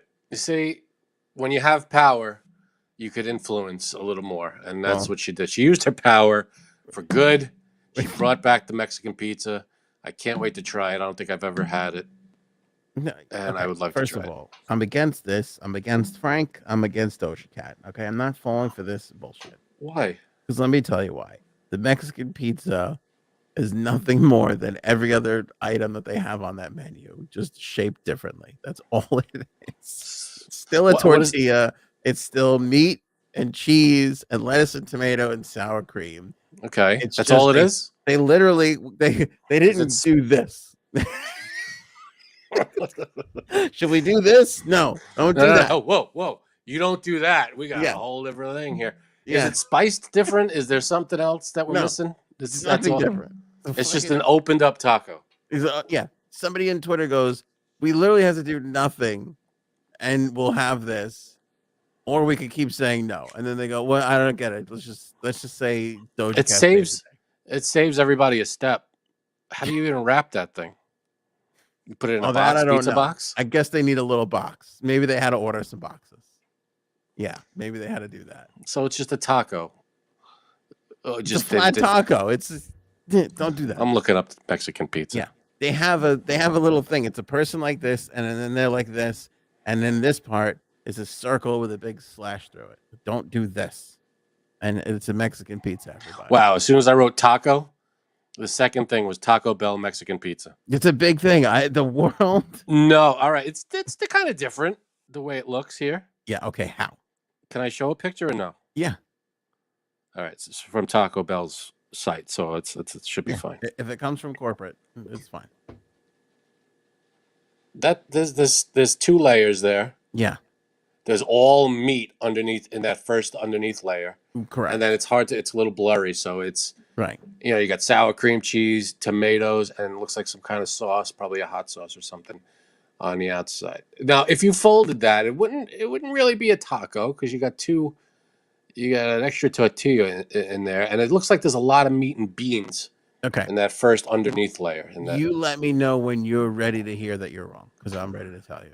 Okay, go ahead. You tell me. You ever seen a double-decker taco? They put 2 tacos, and they go, like this. I don't think I've ever seen a double-decker taco. Oh, hold on. They got 2 tacos, and they go with both of the tacos, like that. Double-decker taco. All right. Well, I got to admit, the food at Taco Bell, it's not very expensive. When I go there, I get like 5 soft shell tacos, and they're like $1 each. But let's not lie to each other. And It's one item with 5 different shapes. Okay, that's all it is. It's like By the way, this isn't. I'm not. Hey, there's the Dorito crunch. There's the gordita action. You got the soft and the hard. There's all different combinations. There's meats and there's chicken. There's pork. There's all kinds of different things. Yeah, meat, cheese, lettuce, tomato, sour cream, shell. Done.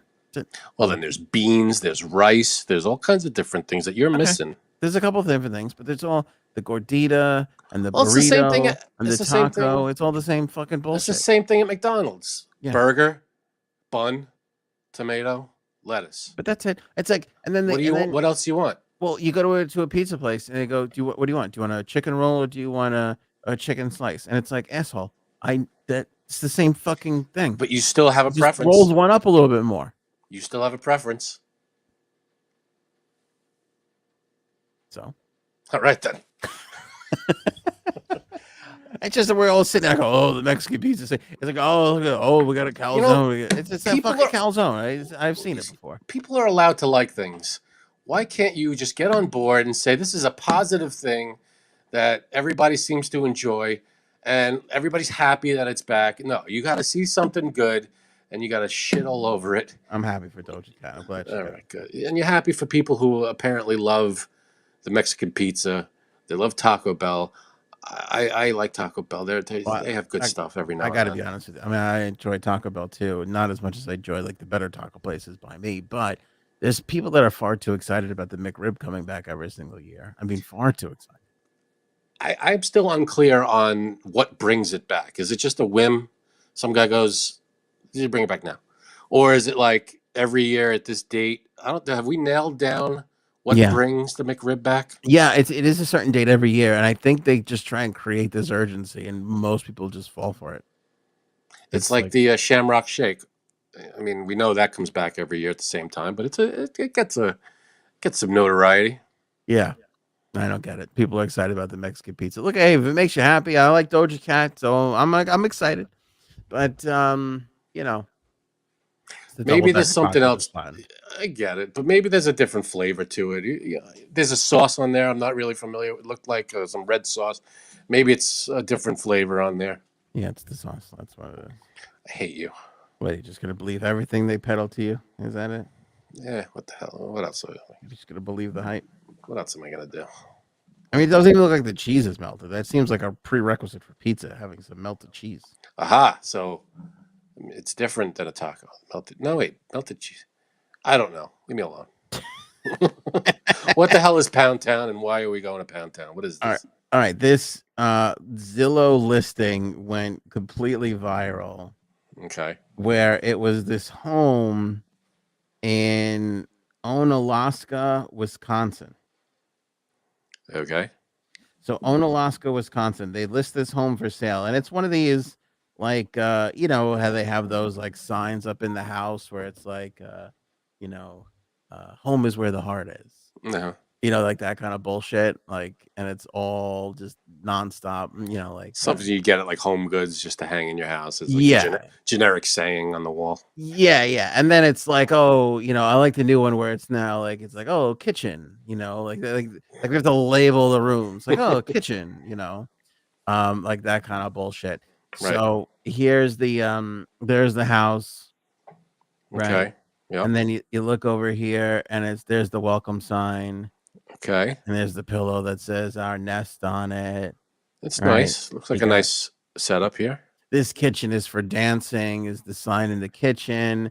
And that's weird. Accompanied by an eat thing. Right? It looks like in case you were confused on what to do in the kitchen. There's literally either dancing or you're eating. I don't know. That's it. There's a bread basket on the counter. See, it says bread. It's labeled bread. Bread. So yeah. And this then is idiot proof. Above the bedroom is a sign that says "Welcome to Poundtown." That's awesome. Yeah. So I'm not sure. I think this is what happens when you buy a whole bunch of this shit, and your husband gets wise to you one day and goes, "Can I get one of these signs?" And you stupidly go, "Okay." All right, you can pick out one. Yeah. This is the one. And then they go, "I found one that's cheaper than the ones that they have in Hobby Lobby, honey. Can I order it online?" And you go, "Yeah." And then next thing you know, you're hanging "Welcome to Poundtown" above your fucking bed. Does that come with the house, or are they taking that with them? I believe it's. I don't know if it does. No. If they threw that sign in, that's a guaranteed deal closer. Yeah, well, I don't know a man that's gonna buy that without being like, that has to be part of it, or else I'm not fucking playing. That's probably the only reason the guy jumps in on this offer. You know, I wasn't gonna buy this house. A little too expensive. I don't know. That sign. It says something to me. I got to tell you something. It trended all day long today, and I'm at the point where I'm probably going to refer to my bedroom from now on as Poundtown. I don't see why not. Invite my wife. Hey, you want to head on over to Poundtown? Should we go visit Poundtown? Population 2. Boom. Yeah. Where I'm the mayor. And I'm going to enact I don't know. I got nothing. I'm in Poundtown. Do you want to double the population? There's a fine you got to pay because you're you backed that thing up illegally. I like Paul's better. Oh, it comes with the house. Aha. That's the way, Paul. Yeah, basically. Fucking list.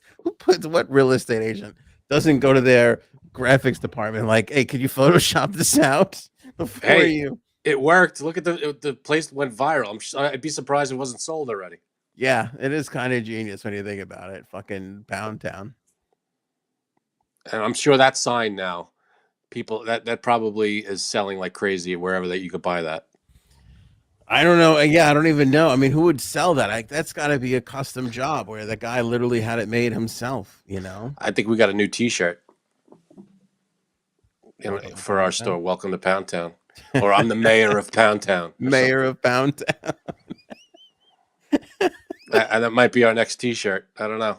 Oh God! All right, you have to help me out here because we're done. The show's been over for a little while, but long time.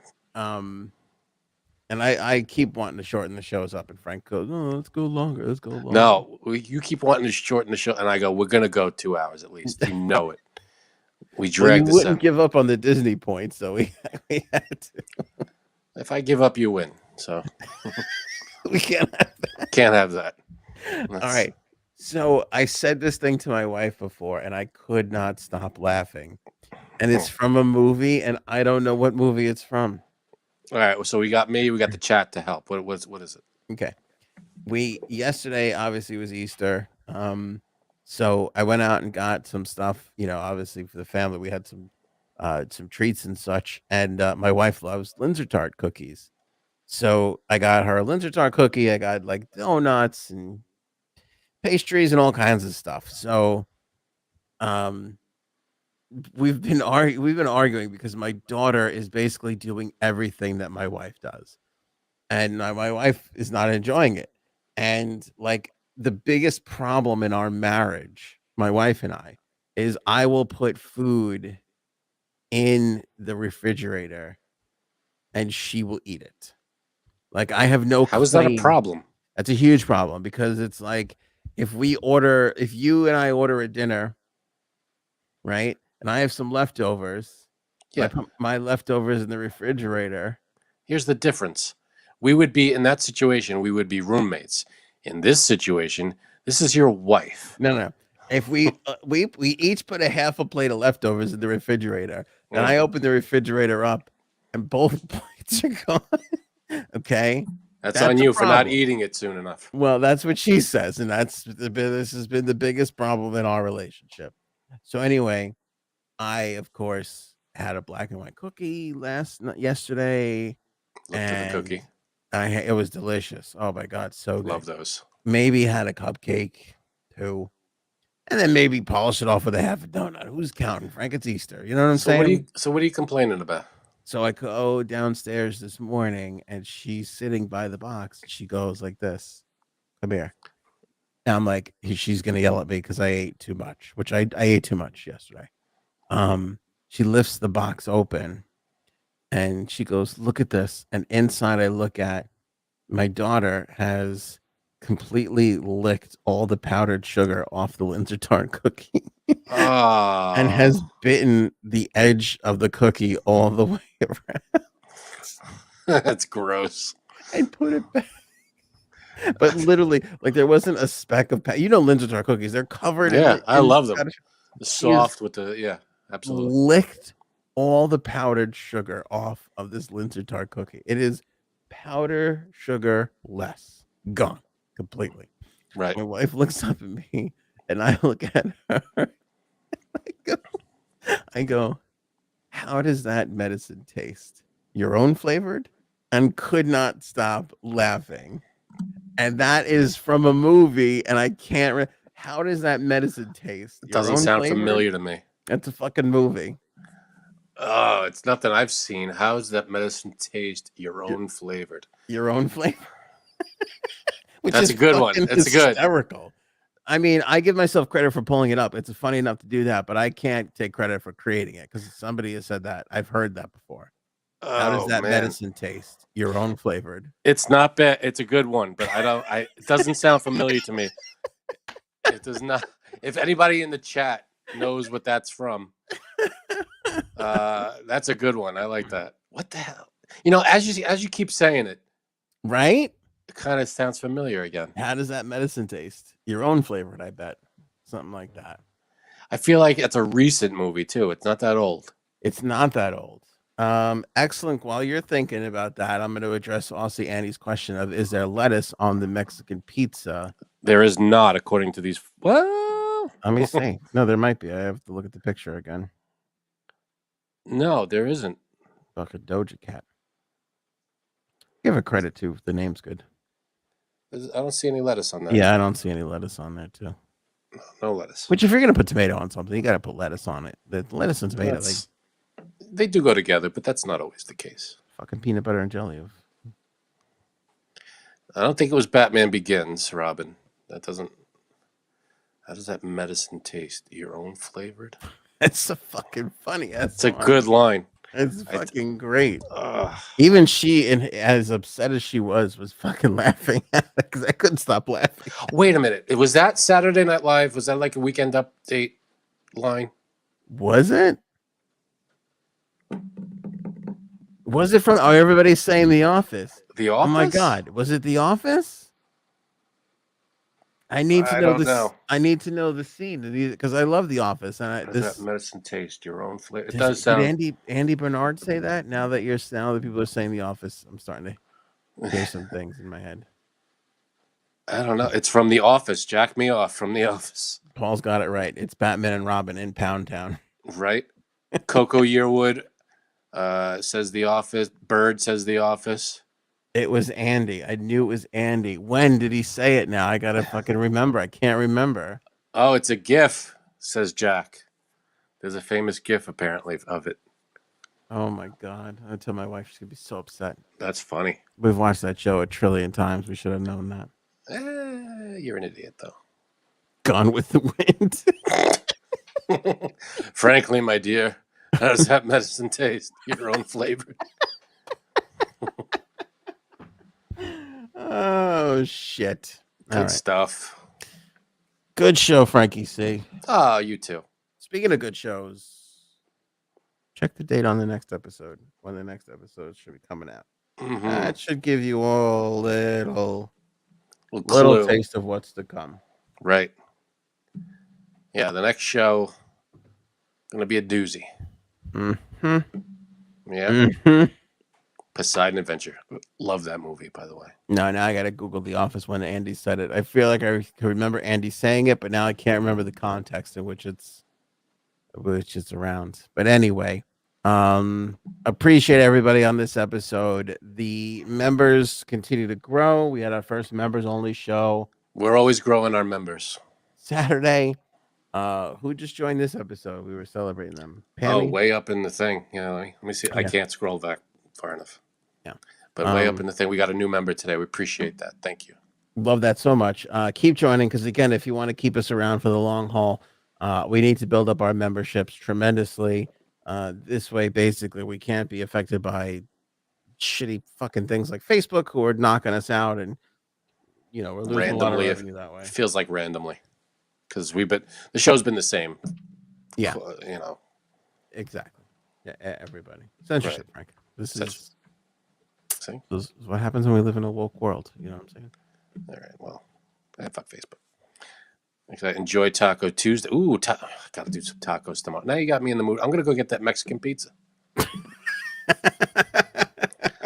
Is it everywhere or just participating locations? I don't know. I have to ask Doja Cat next time I see her. All right. But do this. Cool. Order a taco and then go, but don't fold it. It's not gonna be the same. There's two layers. There's sauce. I think you're wrong on this. I think you missed the target on this one. I don't know. I don't think I did. I think I'm right on target. Be like, give me a taco. I'd like a taco unfolded, please. Tell you what I'm going to do. I'm going to get a bunch of tacos, and then I'm going to get a whole pizza, and just eat myself into a coma. That sounds like a plan.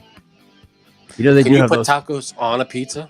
They do have. I was just going to say they have those taco pizzas, which is basically the salad pizza, which is bullshit to begin with. And then they go ahead and throw chopped meat on there, like they're acting like, oh, this is taco meat. Here's taco pizza. Some things just don't work. No. I don't think I've ever enjoyed a salad pizza. No, salad pizzas are not. That's not where.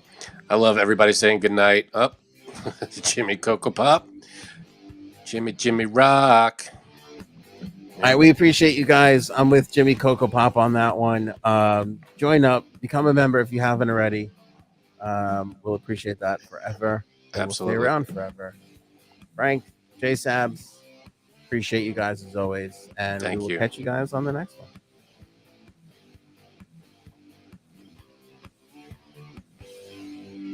Show me potato salad. Maybe we should go now. Go ahead.